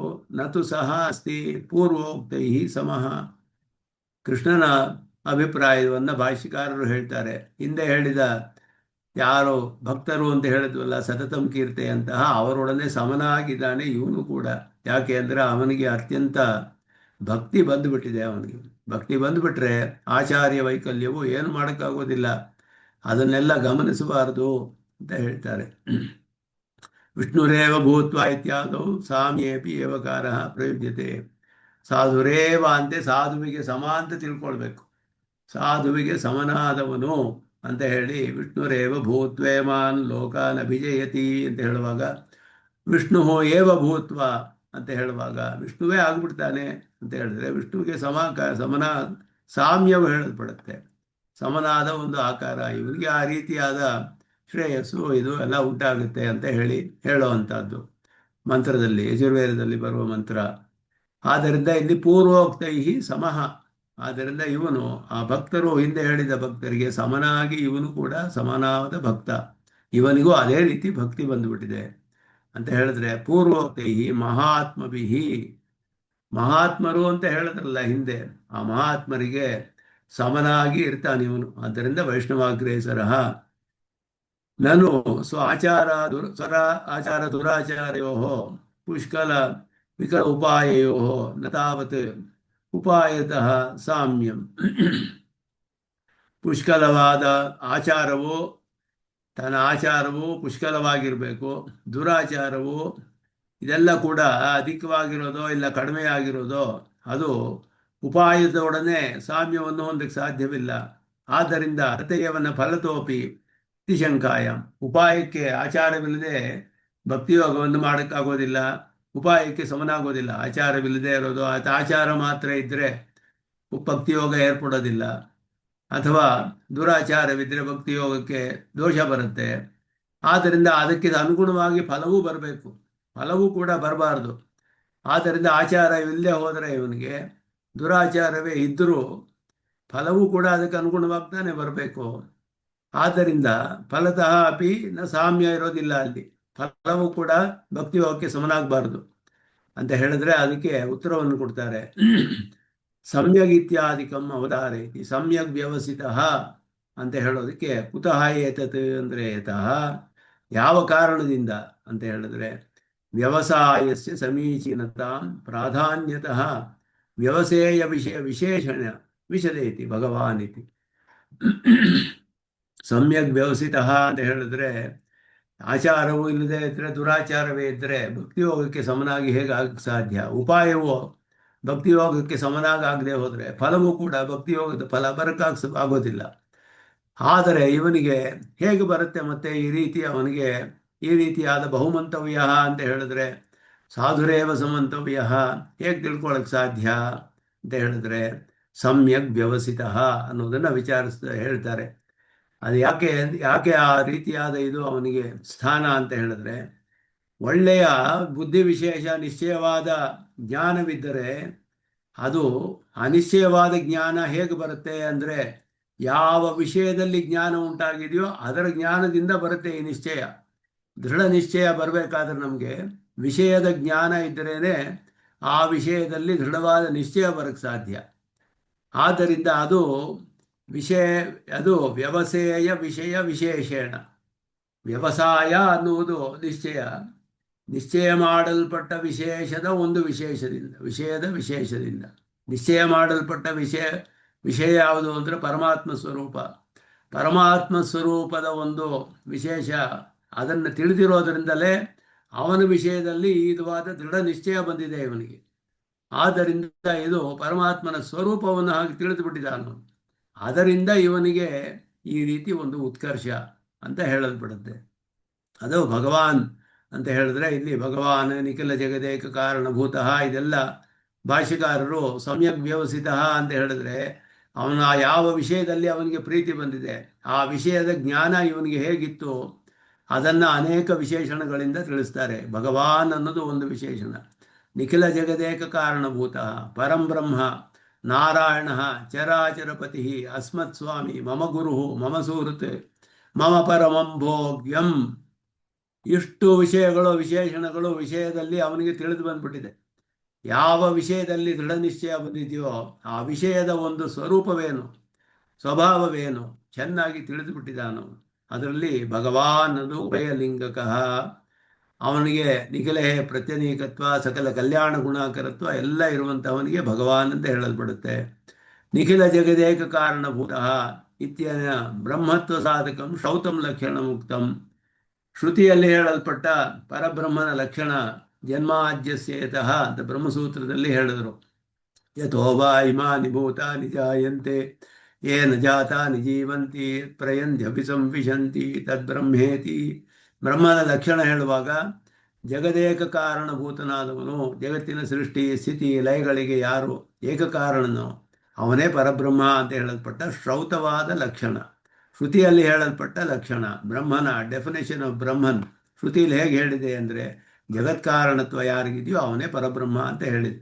ಅದನ್ನು ಅವನು ತಿಳಿದಿದ್ದಾನೆ. ತೇನ ಜ್ಞಾತ್ವ ಭೂತಾದಿಂ ಅವ್ಯಯಂ, ಹಿಂದೆ ಹೇಳಿದ್ರು ಭೂತಾದಿಂ ಅವ್ಯಯಂ ಮಾಂ ಜ್ಞಾತ್ವ ಅಂತ ಹೇಳಿ. ಅಂದರೆ ಭೂತಾದಿ ಅಂದರೆ ಎಲ್ಲ ಜಗತ್ಕಾರಣನಾದವನು ಅಂತ ಅರ್ಥ. ಸಾಮಾನ್ಯ ಶಬ್ದಸ್ಯ ವಿಶೇಷ ಪರ್ಯವಸಾನ ನಾರಾಯಣ ಪರಂ ಬ್ರಹ್ಮ ಇತ್ಯಾದಿ ತತ್ವನಿರ್ಣಾಯಕ ವಾಕ್ಯಂ ಪರಂ ಬ್ರಹ್ಮ ನಾರಾಯಣ ಇತ್ಯುಕ್ತಂ. ಆ ಪರಬ್ರಹ್ಮನಾದವನು ಯಾರು ಅಂತ ಹೇಳಿದ್ರೆ ನಾರಾಯಣನೇ ಎನ್ನುವ ದೇವತಾ ವಿಶೇಷವೂ ಅವನಿಗೆ ತಿಳಿದಿದೆ. ಆದ್ದರಿಂದ ಪರದೇವತಾ ಪಾರಮಾರ್ಥ್ಯ ಜ್ಞಾನವಿದೆ ಅವನಿಗೆ. ಪರದೇವತೆ ಯಾರು ಅನ್ನೋದರಲ್ಲಿ ದೃಢವಾದ ನಿಶ್ಚಯವಿದೆ ಅವನಿಗೆ. ಇವನೇ ಪರದೇವತೆ, ಪರದೇವತಾ ಪಾರಮಾರ್ಥ್ಯ ಜ್ಞಾನವಿದೆ. ಜಗತ್ಕಾರಣನಾದವನು ಪರಬ್ರಹ್ಮ ಅಂತ ಶ್ರುತಿ ಹೇಳಿ ಆ ಸಾಮಾನ್ಯವಾದ ಪರಬ್ರಹ್ಮ ಶಬ್ದವು ನಾರಾಯಣ ಅನ್ನುವ ವಿಶೇಷ ದೇವತಾ ವಿಶೇಷದಲ್ಲಿ ಪರ್ಯವಸಾನ ಅನ್ನುವುದು ಕೂಡ ತತ್ವನಿರ್ಣಯ, ಪರದೇವತಾ ಪಾರಮಾರ್ಥ್ಯ, ಅದು ಕೂಡ ಅವನಿಗೆ ತಿಳಿದಿದೆ. ಚರಾಚರಪತಿ ಪತಿಂ ವಿಶ್ವಸ್ಯ ಆತ್ಮೇಶ್ವರಂ ಪತಿಂ ಪತೀನಾಂ ಇತ್ಯಾದಿ ದ್ರಷ್ಟವ್ಯಂ. ಚರಾಚರಪತಿ ಅಂತ ಹೇಳುವಾಗ ನಾರಾಯಣ ಉಪನಿಷತ್ತು ಹೇಳುತ್ತೆ, ಪತಿಂ ವಿಶ್ವಸ್ಯ ಆತ್ಮೇಶ್ವರಗಂ ಶಾಶ್ವತಗಂ ಶಿವಮಚ್ಯುತಂ. ವಿಶ್ವಸ್ಯ ಪತಿಂ, ಎಲ್ಲರಿಗೂ ಕೂಡ ಶೇಷಿಯಾದವನು. ಶ್ವೇತಾಶ್ವತರಲ್ಲಿ ಪತಿಂ ಪತೀನಾಂ, ಎಲ್ಲರಿಗೂ ಕೂಡ ಅವನು ಶೇಷಿ. ಲೋಕದಲ್ಲಿ ಯಾರು ಶೇಷಿ ಅಂತ ತಿಳಿದುಕೊಂಡಿದ್ದಾರೋ ಜನಗಳು, ಅವರಿಗೂ ಕೂಡ ಶೇಷಿಯಾದವನು. ಎಲ್ಲವೂ ಹೇಳಲ್ಪಟ್ಟಿದೆ ಹೀಗೆ. ಆ ವಿಧವಾದ ಏವಂ ಪರತ್ವ ವ್ಯವಸಾಯ, ಈ ವಿಧವಾದ ಪರದೇವತಾ ಪಾರಮಾರ್ಥ್ಯ ದೃಷ್ಟವಾದ ಒಂದು ಸ್ವರೂಪದಲ್ಲಿ ದೃಢವಾದ ನಿಶ್ಚಯ ಅವನಿಗೆ ಬಂದುಬಿಟ್ಟಿದೆ. ಅದು ಬಹಳ ಪ್ರೀತಿಯಿಂದ, ಅದರಿಂದ ಅವನ ಭಜನೆಯನ್ನೇ ಮಾಡ್ತಾನವನು. ಸೌಲಭ್ಯವನ್ನು ಹೇಳುವಾಗ ಸೌಲಭ್ಯಾಧ್ಯವಸಾಯ ಅಸ್ಮತ್ ಸ್ವಾಮಿ, ಪರತ್ವವೂ ಗೊತ್ತು, ಸೌಲಭ್ಯವೂ ಗೊತ್ತು, ಎರಡೂ ಬೇಕು. ಆಶ್ರಯಿಸಬೇಕಾದರೆ ಒಬ್ಬನನ್ನು ನಾವು ಒಂದು ಫಲಕ್ಕೋಸ್ಕರ ಆಶ್ರಯಿಸಬೇಕಾದರೆ ಪರತ್ವ ಸೌಲಭ್ಯ ಎರಡೂ ಇರಬೇಕು. ನಮಗೆ ಬೇಕಾದ ಫಲವನ್ನು ಕೊಡುವ ಸಾಮರ್ಥ್ಯ ಇರಬೇಕು ಅವನಲ್ಲಿ. ಪರತ್ವ ಇಲ್ಲದೆ ಹೋದರೆ ಸಾಧ್ಯವಿಲ್ಲ. ನಮಗೆ ಸುಲಭವಾಗಿ ಸಿಗೋ ಹಾಗಿರಬೇಕು. ಪರತ್ವವಿದ್ದು ಎಲ್ಲೋ ಪರಮಪದದಲ್ಲಿದ್ದರೆ ನಾವು ಹೇಗೆ ಅವನನ್ನು ಸೇವಿಸೋದು? ಸೌಲಭ್ಯವೂ ಇರಬೇಕು. ನನಗೂ ಅವನೇ ಸ್ವಾಮಿ ಅನ್ನುವ ಸೌಲಭ್ಯವನ್ನು ತಿಳಿದಿದ್ದಾನೆ ಅವನು. ನಹಿ ಅಹಂ ತದ್ವಿಭೂತೇ ಬಹಿರ್ಭೂತಃ, ಅವನ ವಿಭೂತಿಗಿಂತ ಹೊರಗಾದವನಲ್ಲ ನಾನು ಅಂತ ಹೇಳಿ ಅವನಿಗೆ ಅದ್ಭುತವಾಗಿ ಇದೆಲ್ಲ ಆಳ್ವಾರುಗಳು ಅದ್ಭುತವಾಗಿ ಅನುಭವಿಸ್ತಾರೆ. ಇದೆಲ್ಲ ಅಡಂಗುಹ ಉಳ್ಳೆ ಅಂತ ಹೇಳಿದ್ರು. ಅವನ ವಿಭೂತಿ ಎಲ್ಲವೂ ಅಂತ ತಿಳ್ಕೊಂಡು ಅದರೊಳಗಡೆ ನೀನು ಸೇರ್ಕೋ. ಎಲ್ಲವೂ ಅವನ ವಿಭೂತಿ ಅಂತ ತಿಳಿದುಕೊಂಡು ಅದರಲ್ಲಿಯೇ ನೀನು ಸೇರ್ಕೋ ಅಂತ ಹೇಳಿದ್ರೆ ನೀನು ಅವನಿಗೆ ಶೇಷಭೂತನಾದವನು ಅಂತ ತಿಳಿದುಕೋ. ಅದು ಅವನಿಗೆ ಈ ಜ್ಞಾನ ಬಂದುಬಿಟ್ಟಿದೆ ಇಂಥವನಿಗೆ. ನ ತದ್ವಿಭೂತೇ ಅಹಂ ಬಹಿರ್ಭೂತಃ, ಅವನ ವಿಭೂತಿಗೆ ಹೊರಗಾದವನಲ್ಲ ನಾನು. ಸ್ವಶೇಷಭೂತಂ ಮಾಂ ಅಸೌ ಸ್ವಯಮೇವ ಲಬ್ಧುಮುಪಕ್ರಾಂತಃ ಇತಿ ಭಾವ. ಈ ಅವನ ಸೌಲಭ್ಯ ಹೇಗಿದೆ ಅಂತ ಹೇಳಿದ್ರೆ ಪರಮಾತ್ಮನಿಗೆ ಶೇಷಭೂತನಾದ ನನ್ನನ್ನು ಪಡೆದುಕೊಳ್ಳಲು ತಾನೇ ಮುಂದೆ ಬರ್ತಾನೆ. ಸ್ವಯಮೇವ ಲಬ್ಧುಂ ಉಪಕ್ರಾಂತಃ, ನನ್ನ ಹತ್ರ ಬಂದುಬಿಟ್ಟಿದ್ದಾನೆ, ಅವನೇ ಸ್ವತಃ ಬಂದುಬಿಟ್ಟಿದ್ದಾನೆ ಅನ್ನುವಂತಹ ಜ್ಞಾನವಿದೆ ಅವನಿಗೆ. ಏವಂ ಪದದ್ವಯೇನ ಸಾಂಸಿದ್ಧಿಕ ಸಂಬಂಧ ದರ್ಶಿತ. ಆದ್ದರಿಂದ ಇಲ್ಲಿ ಅವನಿಗೆ ಸಿದ್ಧಿಸಿದಂತಹ ಚೆನ್ನಾಗಿ ಸಿದ್ಧಿಸಿದ ಒಂದು ಸಂಬಂಧವು ಚೆನ್ನಾಗಿ ತಿಳಿದು ಬಿಟ್ಟಿದೆ ಅವನಿಗೆ. ಎರಡು ಶಬ್ದಗಳಿಂದ ಅಖಿಲ ಜಗತ್ತಿಗೂ ನಾಯಕನಾದವನು, ಪರತ್ವವು ಸೌಲಭ್ಯವು, ಎರಡು ವಿಷಯಗಳು ಅವನಿಗೆ ಚೆನ್ನಾಗಿ ತಿಳಿದು ಬಿಟ್ಟಿದೆ. ಅತ್ಯಂತ ಮೂರ್ಖಸ್ಯ ಮಮ ಸಮ್ಯಜ್ಞಾನ ಪ್ರದಾಯಿ, ಮೂರ್ಖನಾದ ನನಗೆ ಎಲ್ಲ ಒಳ್ಳೆಯ ಜ್ಞಾನವನ್ನು ಕೊಟ್ಟು ಮಹೋಪಕಾರಕ ಅಯಂ ಇತಿ ಅಭಿಪ್ರಾಯೇಣ ಮಮ ಗುರು ಇದು ಉಕ್ತಂ. ಗುರು ಏನು ಮಾಡ್ತಾರೆ ಅಂದರೆ ಜ್ಞಾನವನ್ನು ಕೊಡ್ತಾನೆ, ಜ್ಞಾನ ಪ್ರದಾನ ಮಾಡ್ತಾನೆ. ನನ್ನಂಥ ಮೂರ್ಖನಿಗೂ ಕೂಡ ಅತ್ಯಂತ ಉತ್ಕೃಷ್ಟವಾದ ಈ ಜ್ಞಾನವನ್ನು ಕೊಟ್ಟಿರೋದ್ರಿಂದ ನನಗೆ ಅವನೇ ಗುರು, ಪ್ರಥಮ ಗುರು. ನಾರಾಯಣನೇ ಪ್ರಥಮ ಗುರು ಎಲ್ಲರಿಗೂ. ಅನಂತ ಮಹಾಪರಾಧ ಶಾಲಿನಿ, ಆದರೆ ಆ ದೃಢ ನಿಶ್ಚಯ ಇದೆ ಅವನಿಗೆ, ಅವನೇ ಪ್ರಥಮ ಗುರು, ಅವನೇ ನನಗೆ ಗುರು ಅಂತ ಹೇಳಿಬಿಟ್ಟು ಅನಂತ ಮಹಾಪರಾಧ ಶಾಲಿನಿ ಮಯ್ಯಪಿ, ಯಾವ ಜ್ಞಾನವೂ ಇಲ್ಲದ ನನಗೆ ಜ್ಞಾನವನ್ನು ಕೊಟ್ಟ ಗುರು. ಅತ್ಯಂತ ಅಪರಾಧ ಮಾಡಿದ ನನಗೆ ನನ್ನಲ್ಲಿ ಶೋಭನ ಹೃದಯ, ನನ್ನ ವಿಷಯದಲ್ಲಿ ಬಹಳ ಮಂಗಳಕರವಾದ ಒಳ್ಳೆಯ ಅಭಿಪ್ರಾಯವನ್ನು ಹೊಂದಿದ್ದಾನೆ ಪರಮಾತ್ಮ. ಅದನ್ನು ಮಮ ಸುಹೃತ್ ಅಂತ ಹೇಳೋದು. ನನ್ನ ವಿಷಯದಲ್ಲಿ ಒಳ್ಳೆಯ ಅಭಿಪ್ರಾಯ ಇದೆ. ನನಗೆ ಯಾವ ವಿಧವಾದ ಒಂದು ಯೋಗ್ಯತೆಯೂ ಇಲ್ಲ, ಅನಂತವಾದ ಅಪರಾಧಗಳನ್ನೇ ಮಾಡ್ತಾ ಇದ್ದೀನಿ. ನನಗೆ ಏನೂ ಜ್ಞಾನವಿಲ್ಲ, ನನಗೆ ಒಳ್ಳೆಯ ಜ್ಞಾನವನ್ನು ಕೊಟ್ಟ, ನನ್ನ ವಿಷಯದಲ್ಲಿ ಒಳ್ಳೆಯ ಅಭಿಪ್ರಾಯವನ್ನು ಪಡೆದುಕೊಂಡು ತಾನೇ ನನ್ನನ್ನು ಪಡೆದುಕೊಳ್ಳೋಕ್ಕೆ ಮುಂದೆ ಬಂದಿದ್ದಾನೆ. ಇಂತಹ ಒಂದು ಅದ್ಭುತವಾದ ದೃಢ ನಿಶ್ಚಯ ಬಂದುಬಿಟ್ರೆ ಅಂತಹ ಭಕ್ತನಿಗೆ ಆಚಾರ್ಯ ವೈಕಲ್ಯವಿದ್ದರೆ ನಾವು ಗಮನಿಸಲೇಬಾರದು ಅಂತ ಹೇಳ್ತಾರೆ ಇಲ್ಲಿ. ಅತಿ ಕ್ಷುದ್ರ ದುಃಖ ಮಿಶ್ರ ನಶ್ವರ ಸುಖ ಕಣಸಂಗಿನಃ ಮೇ ನಿರತಿಶಯ ನಿರ್ದೋಷ ನಿತ್ಯ ಸುಖ ಸಾಗರಂ ಸ್ವಾತ್ಮಾನಂ ಪ್ರಕಾಶಿತವಾನಿದ ಅಭಿಪ್ರಾಯೇಣ ಮಮ ಪರಂ ಭೋಗ್ಯಂ ಇತಿ ಉಕ್ತ. ಒಂದೊಂದು ವಿಶೇಷಣವು ಭಾಷ್ಯಕಾರರು ಹೇಳೋದು ಯಾವ ರೀತಿ ದೃಢ ನಿಶ್ಚಯ ಅವನಿಗೆ ಇತ್ತು, ಪರಮಾತ್ಮನನ್ನು ನಾವು ಹೇಗೆ ತಿಳಿದುಕೊಳ್ಬೇಕು. ನನ್ನಂತಹ ಮೂರ್ಖನಿಗೆ ಅತ್ಯಂತ ಉತ್ಕೃಷ್ಟವಾದ ಜ್ಞಾನವನ್ನು ಕೊಟ್ಟುಬಿಟ್ಟ ಅವನು. ಆದ್ದರಿಂದ ಗುರು ಎಲ್ಲ ಅಪರಾಧಗಳನ್ನು ಮಾಡಿದ ನನ್ನಲ್ಲಿ ಇನ್ನೂ ಮಾಡ್ತಾನೇ ಇದ್ದೀನಿ, ನನ್ನ ವಿಷಯದಲ್ಲಿ ಬಹಳ ಶೋಭನಕರವಾದ ಅಭಿಪ್ರಾಯ ಹೊಂದಿದ್ದಾನೆ. ಆದ್ದರಿಂದ ಮಮ ಸುಹೃತ್, ಮತ್ತೆ ಎಲ್ಲ ಕ್ಷುದ್ರವಾದ ಫಲಗಳಲ್ಲಿ ಆಸೆ ಹೊಂದಿದ್ದೀನಿ ನಾನು. ಅತಿ ಕ್ಷುದ್ರ ದುಃಖ ಮಿಶ್ರ ನಶ್ವರ ಸುಖ ಕಣ ಸಂಗಿನಃ, ಒಂದು ಅತ್ಯಲ್ಪ ಸುಖ ದುಃಖವೇ ಮಿಶ್ರವಾಗಿದೆ, ಅತ್ಯಂತ ಕ್ಷುದ್ರವಾಗಿದೆ. ಇಂತಹ ಫಲಗಳಲ್ಲಿಯೇ ನನಗೆ ಸಂಘ ಏರ್ಪಟ್ಟಿದೆ. ನನಗೆ ನಿರತಿಶಯ ನಿರ್ದೋಷ ನಿತ್ಯ ಸುಖ ಸಾಗರಂ, ಇದಕ್ಕೆ ಫುಲ್ ಕಾಂಟ್ರಾಸ್ಟ್ ಇದು, 180 ಡಿಗ್ರೀಸ್ ಆಪೋಸಿಟ್. ನಿರತಿಶಯ ನಿರ್ದೋಷ ನಿತ್ಯ ಸುಖ ಸಾಗರಂ, ಅಂತಹ ತನ್ನನ್ನು ಸ್ವಾತ್ಮಾನಂ, ತನ್ನನ್ನು ಪ್ರಕಾಶಿತವಾನ್, ಪೂರ್ಣವಾಗಿ ತೋರಿಸ್ಕೊಳ್ಬಿಟ್ಟು ಆ ಗೋಪೀಜನಂ ಪ್ರಕಾಶ ನಿಜ ಯಾಥಾತ್ಮ್ಯ ಅಂತ ಹೇಳ್ತಾರೆ ದೇಶಿಕರು ಅಚ್ಯುತ ಶತಕದಲ್ಲಿ ಹೇಳುವಾಗ. ಅವನು ಪರಮಾತ್ಮನ ಒಂದು ಸೌಲಭ್ಯ ಹೇಗೆ ಅಂತ ಹೇಳಿದ್ರೆ, ಅವನು ಅನುಗ್ರಹ ಮಾಡೋಕ್ಕೆ ಸಂಕಲ್ಪ ಮಾಡಿಬಿಟ್ರೆ ಆಗಮ ಮಾತ್ರ ಪ್ರಮಾಣ. ಅವನು ಹೇಗೆ ತಿಳಿದುಕೊಳ್ಳೋದು ಅಂದರೆ ಶಾಸ್ತ್ರೈಕ ಸಮಧಿಗಮ್ಯತ್ವಂ ಅಂತ ಹೇಳಿದ್ರು. ಶಾಸ್ತ್ರಯೋನಿತ್ವ ಸೂತ್ರದಲ್ಲಿ ಭಾಷೆಗಾರರು ಶಾಸ್ತ್ರದಿಂದಲೇ ತಿಳಿಯಕ್ಕೆ ಸಾಧ್ಯ. ಅಂತಹ ಆಗಮ ಮಾತ್ರ ಪ್ರಮಾಣ ಆ ಗೋಪೀಜನಂ ಪ್ರಕಾಶ ನಿಜ ಯಾಥಾತ್ಮ್ಯ, ಗೋಪಿ ಜನರಿಗೂ ಕೂಡ ತನ್ನ ನಿಜವಾದ ಯಾಥಾತ್ಮ್ಯವನ್ನು ಪೂರ್ಣವಾಗಿ ಪ್ರಕಾಶಪಡಿಸಿದಂತಹ ಪರಮಾತ್ಮ. ಯಾಕೆ ಅಂದರೆ ಶ್ರದ್ಧಿತ ಹೃದಯ ಸುಲಭ, ಯಾರಿಗೆ ಶ್ರದ್ಧೆ ಇದೆಯೋ ಅವರಿಗೆ ಬಹಳ ಸುಲಭನಾಗ್ಬಿಡ್ತಾನೆ. ದೂರಂ ಮುಂಚಸಿ ಅಚ್ಯುತ ಡೋಲಾಯ ಮಾನಾನ್, ಯಾರು ಸಂಶಯ ಪಡ್ತಾರೋ ಅವ್ರನ್ನ ದೂರ ಮಾಡಿಬಿಡ್ತೀಯ ನೀನು. ಆದರೆ ಶ್ರದ್ಧೆ ಇರುವವರಿಗೆ ಬಹಳ ಸುಲಭನಾಗ್ಬಿಡ್ತೀಯ. ಅಂತಹ ಭಕ್ತ ಇವನು, ದೃಢವಾದ ನಿಶ್ಚಯ ಉಳ್ಳವನು. ಅವನನ್ನು ಸಾಧುರೇವ ಸಹ ಬಹುಮಂತವ್ಯ, ಭಾಷೆಗಾರರು ವ್ಯಾಖ್ಯಾನ ಮಾಡುವಾಗ ಅವನ ಒಂದು ದೃಢವಾದ ವ್ಯವಸಾಯ ಸಮ್ಯಕ್ ವ್ಯವಸಿತ, ಆ ಸಮ್ಯಕ್ ವ್ಯವಸಾಯ ಅನ್ನೋದು ಹೇಗಿದೆ ಅನ್ನೋದನ್ನು ಅದ್ಭುತವಾಗಿ ಇಲ್ಲಿ ವಿವರಿಸ್ತಾರೆ. ಎಂತೆಂತಹ ಪರಮಾತ್ಮನ ಸ್ವರೂಪವನ್ನು ಹೇಗೆ ತಿಳಿದಿದ್ದ ಅವನು, ಎಲ್ಲ ಒಂದೊಂದು ಕೂಡ ಅದ್ಭುತವಾಗಿ ವಿವರಿಸ್ತಾರೆ ಇಲ್ಲಿ. ಭಗವಾನೇ ನಿಖಿಲ ಜಗದೇಕ ಕಾರಣಭೂತಃ, ಶ್ರೌತವಾದ ಲಕ್ಷಣ ಅದನ್ನು ತಿಳಿದಿದ್ದ ಪರಂಬ್ರಹ್ಮ ನಾರಾಯಣ, ದೇವತಾ ವಿಶೇಷ ಜ್ಞಾನ, ಅಸ್ಮತ್ ಸ್ವಾಮಿ ಅವನ ಒಂದು ಸೌಲಭ್ಯ. ಅದೇ ರೀತಿಯಲ್ಲಿ ಅವನು ಮಾಡಿದ ಅನುಗ್ರಹಗಳು, ಸಮ್ಯ ಜ್ಞಾನವನ್ನು ಕೊಟ್ಟ, ಹಾಗೆಯೇ ನನ್ನ ವಿಷಯದಲ್ಲಿ ಒಳ್ಳೆಯ ಅಭಿಪ್ರಾಯ ಉಳ್ಳವನು. ಮಮ ಸುಹೃತ್, ಎಲ್ಲ ಕ್ಷುದ್ರವಾದ ಫಲಗಳಲ್ಲಿಯೇ ಸಂಘವನ್ನು ಆಸಕ್ತಿಯನ್ನು ಉಳ್ಳ ನನಗೆ ನಿರತಿಶಯವಾದ ಆನಂದ ಸ್ವರೂಪವಾದ ತನ್ನನ್ನು ಪೂರ್ಣವಾಗಿ ಪ್ರಕಾಶಪಡಿಸಿದಂಥ ಮಮ ಪರಂ ಭೋಗ್ಯಂ, ಅವನೇ ಈಗ ಭೋಗ್ಯ ನನಗೆ.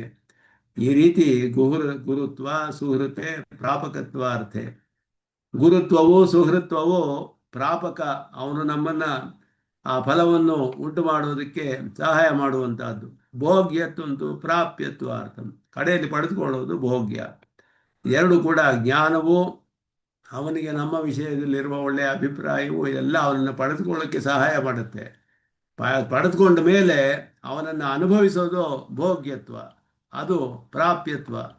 ಎರಡೂ ಕೂಡ ಪ್ರಾಪಕ ಪ್ರಾಪ್ಯ ಎರಡೂ ಅಲ್ಲಿ ಬಂತು. ಇದೆಲ್ಲವೂ ಕೂಡ ಸರ್ವೈಹಿ ದುಷ್ಪ್ರಾಪ, ಅತ್ಯಂತ ಕಷ್ಟ ಇದು. ಇಂತಹ ಜ್ಞಾನ ಬರುವುದು ಯಾರೋ ಬಹೂನಾಂ ಜನ್ಮನಾಮಂತೆ ಜ್ಞಾನವಾನ್ ಪ್ರಪಂಚತೆ ಹೇಳಿದಾಗೆ, ಅಲ್ಲಿ ಆಚಾರ ಬಹುಲೇಶು ಅಪಿ, ಅತ್ಯಂತ ಆಚಾರವಿರುತ್ತಲ್ಲ ಅಂಥವರಲ್ಲಿಯೂ ಕೂಡ ತಾದೃಶೋ ವ್ಯವಸಾಯ ನ ದೃಶ್ಯತೆ. ದೇಶಿಕರು ಸ್ಪಷ್ಟವಾಗಿ ಹೇಳ್ತಾರೆ, ಭಾಷೆಗಾರರ ಅಭಿಪ್ರಾಯವನ್ನು ದೇಶಿಕರು ವಿವರಿಸ್ತಾರೆ, ಕೃಷ್ಣನ ಅಭಿಪ್ರಾಯವನ್ನು ಭಾಷೆಗಾರರು ವಿವರಿಸ್ತಾರೆ, ಭಾಷೆಗಾರರ ಅಭಿಪ್ರಾಯವನ್ನು ದೇಶಿಕರು ವಿವರಿಸ್ತಾರೆ ಅದ್ಭುತವಾಗಿ. ಅತ್ಯಂತ ಆಚಾರವಿರುತ್ತಲ್ಲ ಅವರಿಗೂ ಈ ರೀತಿಯಾದ ದೃಢವಾದ ವಿಶ್ವಾಸ ಇರೋದಿಲ್ಲ. ಆಚಾರ ಬಹುಲೇಶುಪಿ ತಾದೃಶ ವ್ಯವಸಾಯ ನ ದೃಶ್ಯತೆ. ಹಾಗಾದರೆ ಆಚಾರ ಬೇಡ ಅಂತ ಅರ್ಥವಲ್ಲ. ಭಕ್ತಿಗೆ ಮುಖ್ಯ. ಭಕ್ತಿ ಬಂದುಬಿಟ್ರೆ ಆಚಾರ ವೈಕಲ್ಯವಿದ್ರೂ ಪರವಾಗಿಲ್ಲ, ಆಚಾರ ಇರಬೇಕು, ಶಾಸ್ತ್ರೋಕ್ತವಾದದ್ದು, ಅದ್ಯಾರು ಬಿಡಬಾರ್ದು. ಆದರೆ ಭಕ್ತಿಗೆ ಪ್ರಾಧಾನ್ಯ. ಭಕ್ತಿ ಬಂದುಬಿಟ್ರೆ ಕೆಲವರಿಗೆ ಆಚಾರವಿಲ್ಲದೆ ಹೋದರೂ ಅವರನ್ನು ಅತ್ಯಂತ ಬಹುಮಾನ ಮಾಡಬೇಕು, ಆದರದಿಂದ ನೋಡಬೇಕು. ಆಕಾರೇಬಿ ಶಿಲಶಕಲಂ ಅನುಪಾದೇಯಂ. ಆದ್ದರಿಂದ ಇದೆಲ್ಲ ಶಿಲಾಶಕಲಂ ಅನುಪಾದೇಯಂ. ಆಚಾರ ಬಹುಲೇಶು ಪಿತಾದೃಶ ವ್ಯವಸಾಯ ನ ದೃಶ್ಯತೆ. ಆಕಾರದಲ್ಲಿಯೂ ಕೂಡ ಶಿಲಾಶಕಲಂ, ಒಂದು ಕಲ್ಲಿನಂತೆ ಅಂತ ಅರ್ಥ. ಅದು ಅನುಪಾದೇಯ, ಉಪಾದೇಯವಲ್ಲ. ಆಕಾರದಿದ್ರೂ ಕೂಡ ಒಳ್ಳೆಯ ಆಕಾರದಲ್ಲಿ ಇರುತ್ತೆ ಒಂದು ಕಲ್ಲು. ಒಳ್ಳೆಯ ಆಕಾರ ಇದೆ ಅಂತ ಅದನ್ನ ಕಲೆಕ್ಟ್ ಮಾಡಿ ಇಟ್ಕೊಳ್ತೀವಿ ನಾವು. ಕಲ್ಲನ್ನು ಯಾರು ಇಟ್ಕೊಳ್ಳೋದಿಲ್ವಲ್ಲ. ಯಾರು ಮನೆಗೆ ತೊಗೊಂಬಂದು ಇಟ್ಕೊಳ್ತೀವಿ. ಕಲ್ಲು ಎಷ್ಟು ಚೆನ್ನಾಗಿದೆ ಇದರ ಆಕಾರ, ತಗೊಂಬಂದು ಒಳಗಡೆ ಇಟ್ಕೊಳ್ಳೋಣ ಅಂತ ಯಾರಾದರೂ ಕಲ್ಲನ್ನು ಇಟ್ಕೊಳ್ತಾರಿಯೇ? ಅತ್ಯಂತ ಆಚಾರ ಇರೋರಿಗೆ ಬುದ್ಧಿ ಇಲ್ಲದೆ ಹೋದರೆ ಅದಕ್ಕೆ ಸಮಾನ ಅಂತ ಹೇಳ್ತಿದ್ದಾರೆ ಸ್ವಾಮಿ ದೇಶಿಕನ್. ಒಳ್ಳೆಯ ಆಕಾರವುಳ್ಳ ಕಲ್ಲಿನಂತೆ ಅಂತ ಅರ್ಥ. ಭಕ್ತಿ ಇಲ್ಲದೆ ಹೋದರೆ ಅವರಿಗೆ ಕಲ್ಲು ಹೃದಯ. ಅಂತಹ ಎಷ್ಟೇ ಆಚಾರವಿದ್ರೂ ಕೂಡ ಏನು ಪ್ರಯೋಜನವಿಲ್ಲ. ಅವಕರೇಬಿ ರತ್ನಂ ಆದರಣೀಯಂ. ಏನು ಆಕಾರವಿಲ್ಲ, ಏನೂ ಇಲ್ಲ, ಪಾಲಿಶು ಮಾಡಿಲ್ಲ, ಏನಿಲ್ಲ, ಆದರೆ ಅದು ವಜ್ರ. ಅದನ್ನು ಹೇಗೆ ಇಟ್ಕೊಳ್ತೀವಿ ನಾವು? ಒಳ್ಳೆಯ ಪೆಟ್ಟಿಗೆಯಲ್ಲಿ ಹೋಗಿ ಲಾಕರಲ್ಲಿ ಇಟ್ಬಿಟ್ಟು ಇಡ್ತೀವಿ ಅದನ್ನ ಜೋಪಾನವಾಗಿ. ಹೇಗೆ ಅದನ್ನು ಆಧಾರದಿಂದ, ಎಷ್ಟು ಆಧಾರದಿಂದ ನೋಡ್ತೀವಿ. ಒಂದು ಸಣ್ಣ ವಜ್ರದ ಕಲ್ಲು, ಅದಕ್ಕೇನು ಆಕಾರವಿರೋದಿಲ್ಲ, ಕಟ್ಟು ಮಾಡಿರೋದಿಲ್ಲ, ಅದಕ್ಕೆ ಹೊಳಪು ಕೊಟ್ಟಿರೋದಿಲ್ಲ, ಏನು ಕೊಟ್ಟಿರೋದಿಲ್ಲ, ಆದರೆ ವಜ್ರ ಅಂತ ಗೊತ್ತು. ಆ ವಜ್ರವನ್ನು ಹೇಗೆ ಕಾಪಾಡ್ತೀವಿ? ಅದಕ್ಕೆ ಎಷ್ಟು ಬೆಲೆ? ಒಳ್ಳೆಯ ಆಕಾರವುಳ್ಳ ಕಲ್ಲಿಗೆ ಎಷ್ಟು ಬೆಲೆ? ಇದನ್ನು ಆಚಾರವಿದ್ದು ಈ ವ್ಯವಸಾಯಾತ್ಮಿಕ ಬುದ್ಧಿ ಇಲ್ಲದೆ ಹೋದರೆ, ಆಚಾರವಿಲ್ಲದೆ ಇದ್ದರೂ ವ್ಯವಸಾಯ ಬುದ್ಧಿ ಇದ್ದುಬಿಟ್ರೆ ಹೇಗೆ? ರತ್ನದಂತೆ ಅವರು ಅಂತ ಹೇಳಿ ಸ್ವಾಮಿ ದೇಶಿಕನ್ ಹೇಳ್ತಾರೆ ಇಲ್ಲಿ. ಬಹುನಾಂ ಜನ್ಮನಾಮಂತೆ. ಅನೇಕ ಜನ್ಮಗಳಲ್ಲಿ ಭಾಷಿಕಾರರು ಇದಕ್ಕೆ ವ್ಯಾಖ್ಯಾನ ಮಾಡಿದಾಗ ಪುಣ್ಯ ಜನ್ಮನಾಮ ಅಂತ ಅರ್ಥ ಮಾಡಿದ್ರು. ಬರೀ ಜನ್ಮಗಳನ್ನು ತಗೊಳ್ತಾ ಇದ್ರೆ ಜ್ಞಾನ ಬರೋದಿಲ್ಲ. ಬರೀ ಪಶುವೋ ಪಕ್ಷಿವೋ ಮೃಗವಾಗಿ ಬಹುನಾಂ ಜನ್ಮಗಳು ತಗೊಂಡ್ಬಿಟ್ಟಿದ್ದೀನಿ, ಜ್ಞಾನ ಬರ್ತೀಯೇ, ಜ್ಞಾನವಾನ್ ಮಾಂ ಪ್ರಪದ್ಯತೆ ಅಂತ ಹೇಳಿದ್ರಲ್ಲ ಕೃಷ್ಣ. ಅನೇಕ ಜನ್ಮಗಳು ತಗೊಂಡು ಬರ್ತಾನೆ ಇದ್ದಾನೆ. ಎಲ್ಲ ಪಶು ಇದು ಪಕ್ಷಿ ಇತರ ಜನ್ಮಗಳೇ ಬರ್ತಾ ಇದೆ. ಏನು ಪ್ರಯೋಜನ? ಏನು ಪ್ರಯೋಜನ ಇಲ್ಲ. ಬಹುನಾಂ ಪುಣ್ಯ ಜನ್ಮನಾಮ್ ಅಂತೆ. ಪುಣ್ಯ ಜನ್ಮಗಳನ್ನು ತೆಗೆದುಕೊಳ್ಬೇಕು, ಆವಾಗಲೇ ಅವನಿಗೆ ಜ್ಞಾನವು ಉಂಟಾಗುತ್ತೆ ಅಂತ ಹೇಳಿದ ಹಾಗೆ. ಇತಿ ಏವಂ ವಿಧ ವ್ಯವಸಾಯ ಉಕ್ತ. ಇಂತಹ ಒಂದು ಜ್ಞಾನ ಬರಬೇಕಾದರೆ ಅನೇಕ ಪುಣ್ಯ ಜನ್ಮಗಳನ್ನು ತೆಗೆದುಕೊಂಡು ಬಂದಿರಬೇಕು. ಆದ್ದರಿಂದ ಅವನಿಗೆ ಅದು ಬಂದುಬಿಟ್ಟಿದೆ. ಸ್ಮರಂತಿ ಚ ಶ್ರೀ ಪೌಷ್ಕರೇ ಯೇ ಜನ್ಮಕೋಟಿಭಿ ಸಿದ್ಧಾ ಅನೇಕ ಜನ್ಮ ಸಂಸಾರಚಿತೆ ಪಾಪ ಸಮುಚ್ಚಯೇ ನಾಕ್ಷಿಣಿ ಜಾಯತೆ ಪುಂಸಾಂ ಗೋವಿಂದಾಭಿಮುಖಿ ಸ್ಥಿತಿ. ಯೇ ಜನ್ಮಕೋಟಿಭಿ ಸಿದ್ಧಾ, ಕೋಟಿ ಜನ್ಮಗಳಿಂದ ಸಿದ್ಧರಾಗ್ತಾರಂತೆ ಅವರು. ಸಿದ್ಧಿ ಬರಬೇಕಾದ್ರೆ ಕೋಟಿ ಜನ್ಮಗಳು, ಅದರಲ್ಲಿಯೂ ಎಲ್ಲ ಪುಣ್ಯ ಜನ್ಮಗಳು ತಗೊಳ್ಬೇಕು. ಅನೇಕ ಜನ್ಮ ಸಂಸಾರ ಚಿತೆ ಪಾಪ ಸಮುಚ್ಚಯೇ ನಾ ಅಕ್ಷೀಣೆ ಜಾಯತೆ ಪುಂಸಾಂ ಗೋವಿಂದಾಭಿಮುಖಿ ಸ್ಥಿತಿ. ಪಾಪಗಳು ನಾಶವಾಗದೆ ಹೋದರೆ ಗೋವಿಂದರಲ್ಲಿ ಒಂದು ಆಭಿಮುಖ್ಯವೇ ಸಿಕ್ಕೋದಿಲ್ಲ ಅವರಿಗೆ. ಆಭಿಮುಖಿ ಸ್ಥಿತಿ ನ ಜಾಯತೆ. ಯಾರಿಗೆ ಅಂದರೆ ಪಾಪ ಸಮುಚ್ಚಯೇ ಅಕ್ಷೀಣೆ. ಕ್ಷೀಣವಾಗದೆ ಹೋದರೆ ಬರೋದಿಲ್ಲ, ಎಲ್ಲವೂ ಹೋಗಬೇಕು. ಶ್ರೀ ಶುಕಂ ಪ್ರತಿ ಜನಕಶ್ಚಾಹ. ಜನಕರು ಶುಕರಿಗೆ ಹೇಳೋದು, ಜ್ಞಾನಂಚ ವ್ಯವಸಾಯಶ್ಚ ದ್ವೌ ಪರಪ್ರತಿಪಾದಕೌ ವ್ಯವಸಾಯಾತೆ ಬ್ರಹ್ಮ ನಾಸಾದಯತಿ ತತ್ಪರಂ. ವ್ಯವಸಾಯ ಬುದ್ಧಿ, ದೃಢವಾದ ನಿಶ್ಚಯ ಬೇಕು, ಶ್ರದ್ಧೆ ಬೇಕು. ಜ್ಞಾನವೂ ಇತರೆ ಸಾಲದು, ಭಕ್ತಿ ಪ್ರೀತಿ. ಈ ವ್ಯವಸಾಯ ಸಮ್ಯಕ್ ವ್ಯವಸ್ಥಿತ ಅಂತ ಹೇಳುವವನಿಗೆ ದೃಢವಾದ ನಿಶ್ಚಯದಿಂದ ಪ್ರೀತಿಯುಕ್ತವಾದ ಆ ಜ್ಞಾನವು ಅವನಿಗೆ ಬಂದುಬಿಟ್ಟಿದೆ. ಅದರಿಂದಲೇ ಅವನಿಗೆ ಪರಮಾತ್ಮನನ್ನು ಪಡೆದುಕೊಳ್ಳಕ್ಕೆ ಸಾಧ್ಯ. ವ್ಯವಸಾಯ ಮಾತ್ರೇಣ ಕರಂ ಭಜಮಾನೈ ಸಮಾನತ್ವಂ. ಬರೀ ಒಂದು ದೃಢ ನಿಶ್ಚಯ ಇದ್ದುಬಿಟ್ರೆ, ಶ್ರದ್ಧೆ ಇದ್ದುಬಿಟ್ರೆ, ಎಲ್ಲ ಮಹಾತ್ಮರು ಅಂತ ಹೇಳಿದ್ರಿಲ್ಲ, ಸತುರಂ ಕೀರ್ತಿ ಅಂತಹ ಅವರೊಡನೆ ಹೇಗೆ ಸಮಾನ ಆಗ್ಬಿಡ್ತಾನೆ ಇವನು ಅಂತ ಹೇಳಿದ್ರೆ, ಈ ದೃಢ ನಿಶ್ಚಯ ಅವ್ರ ಹಾಗೆ ಭಜನೆ ಮಾಡೋದಕ್ಕೆ ಮಾಡಿಸ್ಬಿಡುತ್ತೆ ತಾನೇ. ತತ್ಕಾರ್ಯಂಚ.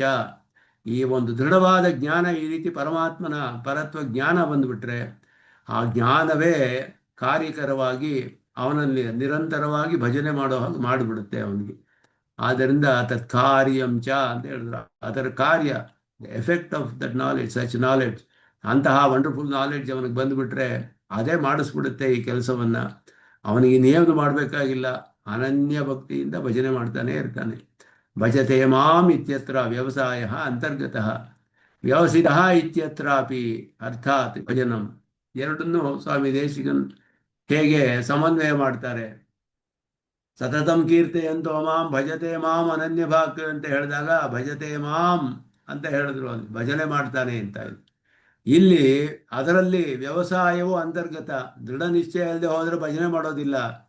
ಇಲ್ಲಿ ವ್ಯವಸಿತ ಅಂತ ಹೇಳುವಾಗ ಭಜನೆಯು ಅದರಲ್ಲಿ ಅಂತರ್ಗತ. ಆದ್ದರಿಂದ ಎರಡು ಕೂಡ ಸಮಾನ ಹೇಳಿದ್ರು. ಹಿಂದೆ ಹೇಳಿದ ಭಕ್ತರಿಗೆ ಸಮಾನನಾಗಿ ಆಗ್ತಾನೆ ಇವನು. ಅನನ್ಯ ಭಜನ ಮೂಲ ಬಹುಮಂತವ್ಯ ಹೇತುತೆಯ ಹಿ ವ್ಯವಸಾಯ ಅಯಮುಕ್ತ ಅಂತ ಈ ರೀತಿಯಾದ ಒಂದು ಬುದ್ಧಿ ಅವನಿಗೆ ಜ್ಞಾನ ಬಂದಿರೋದು ಅನನ್ಯ ಭಜನ ಮೂಲ ಬಹುಮಂತವ್ಯತ್ವ ಹೇತು. ಅದಕ್ಕೆ ಕಾರಣ ಅನನ್ಯ ಭಜನೆಯನ್ನು ಮಾಡ್ತಾನೆ, ಅವನಿಗೆ ಅತ್ಯಂತ ಆದರವನ್ನು ಮಾಡಬೇಕು ನಾವು. ಅವಿಕಲ ಅನುಷ್ಠಾಯಿ ಇವತ್ತು ವಿಕಲ ಅನುಷ್ಠಾಯಿ ಕಥಂ ಬಹುಮಂತವ್ಯ ಅಂತ ಹೇಳಿದ್ರೆ ಅದಕ್ಕೆ ಮೇಲೆ ಒಂದು ಪ್ರಶ್ನೆ ಹಾಕ್ತಾರೆ. ಯಾವ ಒಂದು ವೈಕಲ್ಯವಿಲ್ಲದೆ ಎಲ್ಲ ಸದಾಚಾರಗಳನ್ನು ಅನುಷ್ಠಾನ ಮಾಡ್ತಿರೋವನಿಗೂ, ಹಾಗೆಯೇ ಅನುಷ್ಠಾನಗಳಲ್ಲಿ ವೈಕಲ್ಯವನ್ನು ಉಂಟವನಿಗೂ ಹೇಗೆ ಇಬ್ಬರಿಗೂ ಬಹುಮಾನ ಮಾಡೋದು ಅಂತ ಹೇಳಿದ್ರೆ ತಾದೃಶೇ ಪುರುಷೇ. ಅದಕ್ಕೆ ಹೇಳ್ತಾರೆ ಅಸ್ಮಿನ್ ಅಸ್ಮಿನ್ ಅಸ್ಮಿನ್ ಅಂತ ಹೇಳಿ ಇಲ್ಲಿ ಆರಂಭಿಸ್ತಾರೆ. ವ್ಯವಸಾಯೇ ತತ್ಕಾರ್ಯೇ ಚ ಉಕ್ತ ಪ್ರಕಾರ ಭಜನೆ ಸಂಪನ್ನೇ ಸತಿ ತಸ್ಯ ಆಚಾರ ವ್ಯತಿಕ್ರಮ ಸ್ವಲ್ಪ ವೈಕಲ್ಯಂ. ಆಚಾರ್ಯ ವ್ಯತಿಕ್ರಮವು ಅತ್ಯಲ್ಪ, ಆದ್ದರಿಂದ ಅದಕ್ಕೆ ನಾನು ಗಮನ ಕೊಡೋದಿಲ್ಲ ಅಂತ ಕೃಷ್ಣ ಹೇಳ್ತಾ ಇದ್ದಾನೆ. ತಾದೃಶೇ ಪುರುಷೇ ಸ್ವಲ್ಪ ವೈಕಲ್ಯ ನಿಮಿತ್ತ ಅನಾದರ ಏವ ಮಹಾಪರಾಧ. ಒಂದು ವೈಕಲ್ಯದಿಂದ ಅವನಿಗೆ ನಾವು ಅನಾದರ ಮಾಡಿದ್ರೆ ಅದು ದೊಡ್ಡ ಅಪರಾಧವಾಗಿಬಿಡುತ್ತಂತೆ. ಯಾವುದು ಪೇಜು ಬಿಸಿಲಾಗಿದೆ.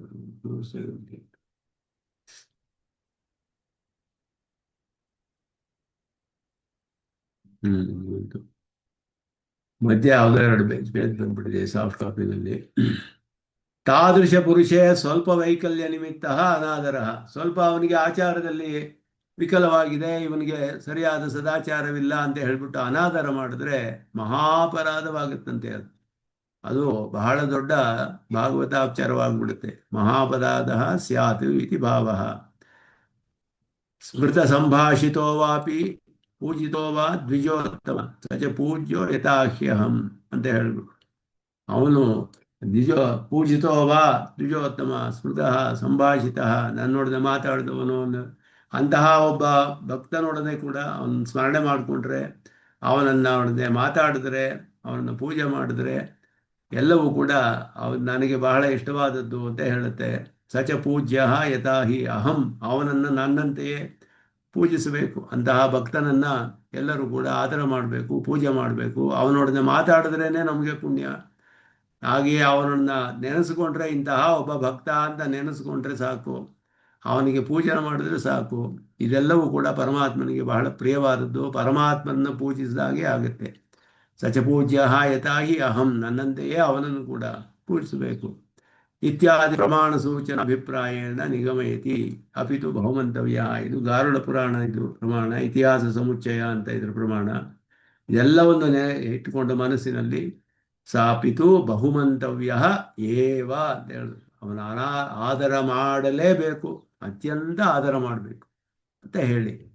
ಇದಕ್ಕೆಲ್ಲ ಏನು ಕಾರಣ ಅಂತ ಹೇಳಿದ್ರೆ ಮುಂದೆ ಹೇಳ್ತಾರೆ. ಶ್ರುತಿಯಲ್ಲಿ ಹೇಳುತ್ತೆ, ನಾವಿರತಃ ದುಶ್ಚರಿತ ನಾಶಾಂತೋ ನ ಸಮಾಹಿತ ನಾಶಾಂತ ಮಾನಸೋ ವಾಪಿ ಪ್ರಜ್ಞಾನೇನ ಏನಮಾಪ್ನುಯಾತ್ ಅಂತ ಹೇಳಿ ಕಠೋಪನಿಷತ್ತಿನಲ್ಲಿ. ದುಶ್ಚರಿತಾತ್ ನ ಅವಿರತ. ವಿರತಿ ಅಂದರೆ ವಿಶ್ರಾಮ, ಬ್ರೇಕ್. ದುಶ್ಚರಿತದಲ್ಲಿ ಬ್ರೇಕೇ ಇಲ್ಲ, ಅವನು ಮಾಡ್ತಾನೇ ಇದ್ದಾನೆ, ದುಶ್ಚರಿತಗಳನ್ನು ಮಾಡ್ತಾನೇ ಇದ್ದಾನೆ ಅವನು. ನಾ ಅಶಾಂತ, ಶಾಂತಿಯಲ್ಲಿ ಅವನಿಗೆ ವಿರತಿ ಇಲ್ಲ, ಶಾಂತಿಯೇ ಇಲ್ಲ. ಮನಸ್ಸು ಇಂದ್ರಿಯಗಳು ಯಾವುದರಲ್ಲಿಯೂ ಅವನು ಕೂಡ ಅವನಿಗೆ ನಿಯಮವಿಲ್ಲ, ಯಾವುದನ್ನು ನಿಯಮನ ಮಾಡಿಲ್ಲ. ನಾ ಅಶಾಂತ ಮಾನಸ, ಮನಸ್ಸು ಕೂಡ ಶಾಂತವಾಗಿಲ್ಲ ಅವನಿಗೆ. ಇದೆಲ್ಲ ಇರೋವನಿಗೆ ಪ್ರಜ್ಞಾನೇನ ಏನಂ ನಾ ಆಪ್ನುಯಾತ್, ಅವನಿಗೆ ಒಳ್ಳೆಯ ಜ್ಞಾನವಿದ್ದರೂ ಕೂಡ ಪರಮಾತ್ಮನನ್ನು ಪಡೆದುಕೊಳ್ಳೋಕೆ ಸಾಧ್ಯವಿಲ್ಲ. ಆದ್ದರಿಂದ ಅವನಿಗೆ ದುಶ್ಚರಿತಗಳು, ಮನಸ್ಸು, ಇಂದ್ರಿಯಗಳ ನಿಯಮ ಇದೆಲ್ಲವೂ ಕೂಡ ಅತ್ಯಂತ ಅವಶ್ಯಕ. ಜ್ಞಾನವು ಎಷ್ಟೇ ಇದ್ದರೂ ಕೂಡ ಇದೆಲ್ಲ ಮಾಡಿದ್ರೇ ಪರಮಾತ್ಮನನ್ನು ಪಡೆದುಕೊಳ್ಳೋಕೆ ಸಾಧ್ಯ. ಅನ್ನೋದು ಕಠೋಪನಿಷತ್ತು ತಿಳಿಸುತ್ತೆ ನಮಗೆ. ಇತ್ಯಾದಿ ಶ್ರುತೇ ಆಚಾರ ವ್ಯತಿಕ್ರಮ ಉತ್ತರೋತ್ತರ ಭಜನೋತ್ಪತ್ತಿ ಪ್ರವಾಹಂ ನಿರುಣದ್ಧಿ. ಮುಂದೆ ಮುಂದೆ ಭಜನೆ ಉಂಟಾಗೋದಕ್ಕೆ ಕಾರಣ ಅದನ್ನ ಆಗದೇ ಇರೋ ಹಾಗೆ ಮಾಡಿಬಿಡುತ್ತೆ ಆಚಾರ ವ್ಯತಿಕ್ರಮ ಅಂತ ಶ್ರುತಿ ತಿಳಿಸೋ ಹಾಗಿದೆ ಈ ವಾಕ್ಯದಲ್ಲಿ. ಇಲ್ಲಿ ನೀವು ಹೇಳಿದ್ರೆ ಆಚಾರ ವ್ಯತಿಕ್ರಮವಿದ್ರೂ ಕೂಡ ಅವನ್ನ ಬಹುಮಂತವ್ಯ ಅಂತ ಹೇಳೋದಕ್ಕೆ ಏನು ಕಾರಣ? ಆ ರೀತಿ ಭಕ್ತಿ ಬಂದುಬಿಟ್ರೆ ಅವನು ಕ್ಷಿಪ್ರಂ ಭವತಿ ಧರ್ಮಾತ್ಮ, ನನ್ನ ಒಂದು ಅನುಗ್ರಹದಿಂದ ಧರ್ಮಾತ್ಮನ ಆಗ್ಬಿಡ್ತಾನು. ಯಾವುದೇ ಆಚಾರ್ಯ ವೈಕಲ್ಯವಿದ್ರೂ ಏನಿದ್ರು ಎಲ್ಲವೂ ತಾನೇ ಸರಿ ಹೋಗುತ್ತೆ ಕಾಲಕ್ರಮದಲ್ಲಿ. ಶಾಶ್ವತಿ ಶಾಂತಿಂ ನಿಗಚ್ಚತಿ, ದೀರ್ಘವಾದ ನಿರಂತರವಾದ ಶಾಂತಿಯನ್ನು ಪಡೆದುಕೊಳ್ತಾನವನು. ಕೌಂತೆಯ ಪ್ರತಿಜಾನೀಹಿ ನಮೇ ಭಕ್ತ ಪ್ರಣಶ್ಯತಿ. ಇದು ವಿಶೇಷವಾಗಿ ಕೃಷ್ಣ ಹೇಳೋದು. ನಾನು ಹೇಳಿದ್ರೆ ಯಾರು ಕೇಳೋದಿಲ್ಲಪ್ಪ, ನೀನು ಪ್ರತಿಜ್ಞೆ ಮಾಡು ಅಂತ ಹೇಳ್ತಾನೆ. ಪ್ರತಿಜಾನೀಹಿ ಅಂದರೆ ಪ್ರತಿಜ್ಞೆ ಮಾಡು, ನೀನು ಪ್ರತಿಜ್ಞೆ ಮಾಡು, ನನ್ನ ಭಕ್ತ ಎಂದು ನಾಶವಾಗುವುದಿಲ್ಲ ಅಂತ ನೀನು ಹೇಳು. ನೀನು ಹೇಳಿದ್ರೆ ಕೇಳ್ಬೋದು ಜನರು, ನಾನು ಹೇಳಿದ್ರೆ ಯಾರು ಕೇಳ್ತಾ ಇಲ್ಲ. ನೀನು ಹೇಳು, ನಿನ್ನ ಮೂಲಕ ಹೇಳಿದ್ರೆ ಕೇಳ್ಬೋದು ಎಲ್ಲರೂ ಅಂತ ಹೇಳಿ ತನ್ನ ಭಕ್ತನ ಮೂಲಕ ಪ್ರತಿಜ್ಞೆ ಮಾಡಿಸ್ತಾನೆ ಕೃಷ್ಣ. ಕೌಂತೆಯ ತ್ವಂ ಪ್ರತಿಜಾನೀಹಿ ನಮೇ ಭಕ್ತ ಪ್ರಣಶ್ಯತಿ. ಅವನು ನನ್ನಲ್ಲಿ ಭಕ್ತಿ ಉಂಟಾಗ್ಬಿಟ್ರೆ ಆಚಾರ್ಯ ವ್ಯತಿಕ್ರಮ ಇದ್ರೂ ಕೂಡ ಅತ್ಯಂತ ಶೀಘ್ರವಾಗಿ ಒಳ್ಳೆಯ ಮಾರ್ಗಕ್ಕೆ ಬಂದುಬಿಡ್ತಾನೆ, ಧರ್ಮ ಮಾರ್ಗಕ್ಕೆ ಬಂದುಬಿಡ್ತಾನು. ಯಾಕೆ ಅಂದರೆ ಅವನ ಪಾಪಗಳೆಲ್ಲ ನಾಶವಾಗಿಬಿಡುತ್ತೆ. ಮತ್ಪ್ರಿಯತ್ವ ಕಾರಿತ ಅನನ್ಯ ಪ್ರಯೋಜನ ಮಜ್ಭಜನೇನ ವಿಧೂತ ಪಾಪತೆಯ ಏವ.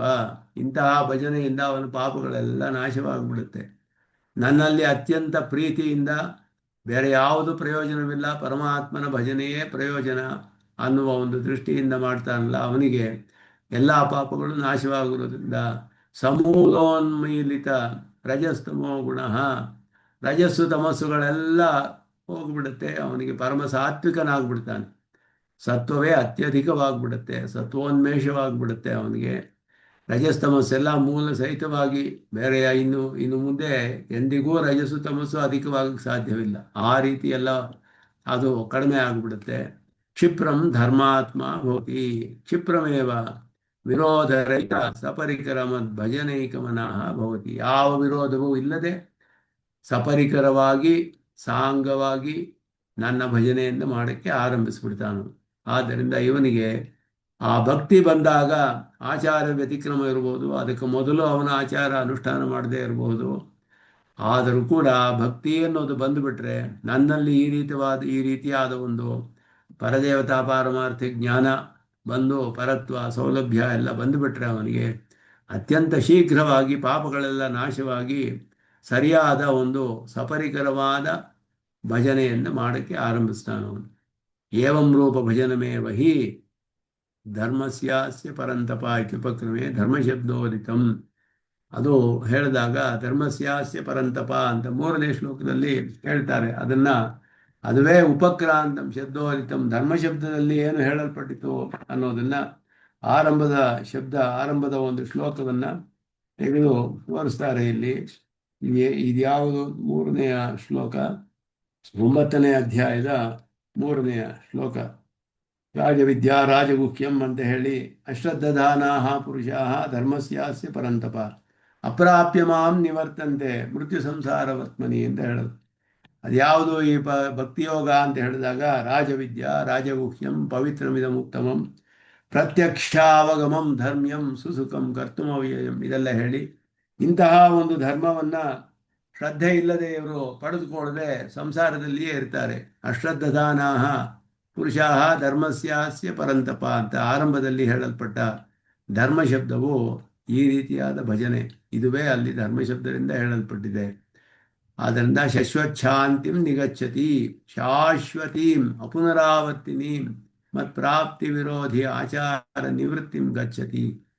ಅಂದರೆ ಅವನ ಪ್ರಾಪ್ತಿಗೆ ವಿರುದ್ಧವಾದ ಎಲ್ಲ ಆಚಾರಗಳು ನಿವೃತ್ತಿಯೂ ಉಂಟಾಗ್ಬಿಡುತ್ತೆ. ಅವನಿಗೆ ಸದಾಚಾರ ಸಂಪನ್ನನಾಗಿ ಭಕ್ತಿಯೋಗವನ್ನು ಸಪರಿಕರವಾಗಿ ಎಲ್ಲ ಪೂರ್ಣವಾಗಿ ಮಾಡ್ತಾನೆ ಅವನಿಗೆ. ಕೌಂತೆಯ ತ್ವಮೇವ ಅಸ್ಮಿನ್ನರ್ಥೆ ಪ್ರತಿಜ್ಞಾಂ ಕುರು, ನೀನು ಪ್ರತಿಜ್ಞೆ ಮಾಡಪ್ಪ ಈ ವಿಷಯದಲ್ಲಿ. ಮದ್ಭಕ್ತವು ಉಪಕ್ರಾಂತಹ, ನನ್ನ ಭಕ್ತಿಯಲ್ಲಿ ಆರಂಭಿಸಿಬಿಟ್ರೆ ಅವನು ವಿರೋಧಿ ಆಚಾರ ಮಿಶ್ರೋಪಿ, ಅವನಿಗೆ ಯಾವ ಒಂದು ಸದಾಚಾರವಿಲ್ಲದೆ ಇದ್ದರೂ ದುರಾಚಾರವೇ ಇದ್ರೂ ಕೂಡ ನ ನಶ್ಯತಿ, ಯಾರೋ ಮ್ಯೂಟ್ ಮಾಡ್ಕೊಳ್ಳಿ.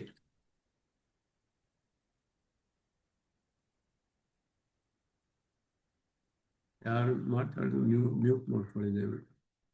ಅಂತಹವರು ಏನು ಅಂತಹವರು ನಾಶವಾಗುವುದಿಲ್ಲ. ವಿರೋಧಿ ಆಚಾರವಿದ್ದರೂ ಕೂಡ ಅವನು ನಾಶವಾಗುವುದಿಲ್ಲ. ಅಪಿತು ಮದ್ಭಕ್ತಿ ಮಹಾತ್ಮೆಯನ್ನು ಸರ್ವಂ ವಿರೋಧಿ ಜಾತಂ ನಾಶಯಿತ್ವ, ನನ್ನ ಭಕ್ತಿಯ ಒಂದು ಮಹತ್ವೆಯಿಂದ ಎಲ್ಲ ವಿರೋಧಗಳನ್ನು ನಾಶಪಡಿಸಿಕೊಂಡು ಶಾಶ್ವತಿ ವಿರೋಧ ನಿವೃತ್ತಿ ಅಧಿಗಮ್ಯ, ಶಾಶ್ವತವಾಗಿ ವಿರೋಧಗಳೆಲ್ಲ ಪೂರ್ಣವಾಗಿ ನಿವೃತ್ತವಾಗಿಬಿಡುತ್ತೆ.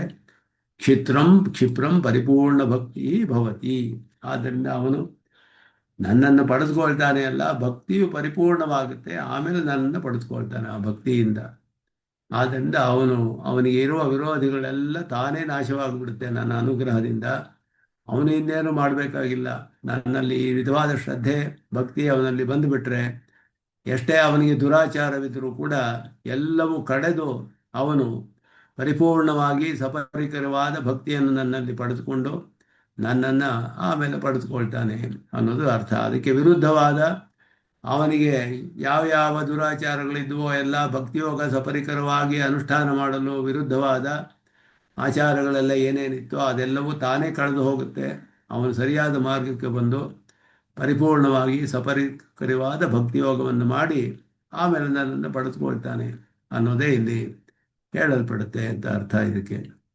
ಅದಕ್ಕೆ ತಾತ್ಪರ್ಯ ಚಂದ್ರಿಕೆಯಲ್ಲಿ ಇದೆಲ್ಲ ವಿವರಿಸ್ತಾರೆ. ಇಲ್ಲಿ ಅಸ್ತು ಅನ್ಯೇಷಾಂ ಬಹುಮಂತವ್ಯ ಸ್ವಸ್ಯತು ಕಾರ್ಯ ಸಿದ್ಧಿ ಇತಿ ಶಂಕಾಪೂರ್ವಕಂ ನಾನು ನಾವಿರತಃ ಅಂತ ಹೇಳಿ, ಇವನು ಆಚಾರವಿಲ್ಲದೆ ಇರುವವನು, ಭಕ್ತಿ ಇದೆ, ದೃಢವಾದ ನಿಶ್ಚಯವಿದೆ, ಪರತತ್ವ ಜ್ಞಾನವಿದೆ, ಬೇರೆ ಎಲ್ಲರೂ ಇವನನ್ನು ಬಹುಮಾನ ಮಾಡ್ತಾರೆ.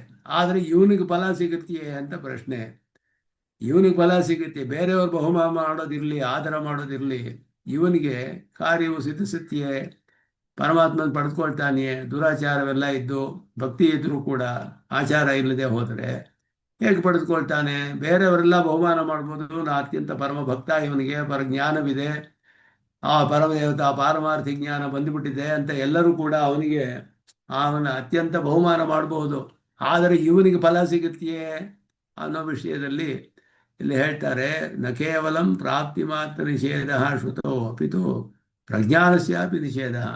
ಪರಮಾತ್ಮನ ಪ್ರಾಪ್ತಿ ಇರಲಿ, ಆಚಾರವಿಲ್ಲ, ಇದೆಲ್ಲ ಇಲ್ಲದೆ ಹೋದರೆ ಅವನಿಗೆ ನಾವಿರತೋ ದುಶ್ಚರಿತಾತಿ ನಾಶಾಂತೋ ನಾಸಮಾಹಿತ ನಾಶಾಂತ ಮಾನಸೋವಾಪಿ ಪ್ರಜ್ಞಾನೇನೇ ಏನಮಾಪ್ನ, ಜ್ಞಾನವೂ ಬರೋದಿಲ್ಲ ಅಂತ ಹೇಳಿಬಿಟ್ಟಿದೆ. ಅವನಿಗೆ ಪ್ರಜ್ಞಾನವೂ ಬರೋದಿಲ್ಲ, ಪ್ರಕೃಷ್ಟವಾದ ಜ್ಞಾನವೂ ಇರೋದಿಲ್ಲ ಅವನಿಗೆ. ಆಚಾರವಿಲ್ಲದವನಿಗೆ ಪರಮಾತ್ಮನ ಪ್ರಾಪ್ತಿ ಇನ್ನೆಲ್ಲಿಂದ ಸಿಗುತ್ತೆ ಅಂತ ಶ್ರುತಿ ಹೇಳುತ್ತಲ್ಲ ಅಂತ ಹೇಳಿದ್ರೆ, ಉತ್ತರೋತ್ತರ ಭಜನೋತ್ಪತ್ತಿ ಪ್ರವಾಹಂ ನಿರುಣದ್ಧಿ. ಇದು ಉತ್ತರೋತ್ತರ ಭಜನೆಯು ಉಂಟಾಗೋದಕ್ಕೆ ವಿರೋಧವಾಗುತ್ತಲ್ಲ ಇದು ಅಂದರೆ, ಆ ವಿರೋಧವೆಲ್ಲ ನಾಶವಾಗಿಬಿಡುತ್ತೆ ಬಹಳ ಬೇಗ. ಅವನ ಭಕ್ತಿಯ ಒಂದು ಪ್ರಾಧಾನ್ಯ ಎಷ್ಟು ಅಂತ ಹೇಳಿದ್ರೆ, ನಾನು ಅವನಿಗೆ ಆ ವಿರೋಧವನ್ನೆಲ್ಲ ನಾಶವಾಗುವಂತೆ ಅನುಗ್ರಹ ಮಾಡ್ತೇನೆ.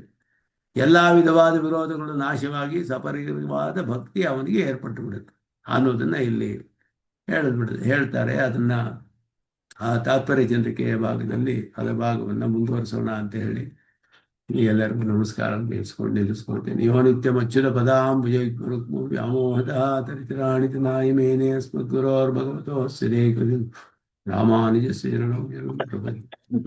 ಸಿಂಹಾಯ ಕಲ್ಯಾಣ ಗುರುಚಾರ್ಯ ಶ್ರೀಮತೆ ವೆಂಕಟೇಶ ವೇದಾಂತ ಗುರವೇ ನಮಃ. ಶ್ರೀಮತೆ ನಿಗಮಾಂತ ಮಹಾದೇಶಿಕಾಯ ನಮಃ.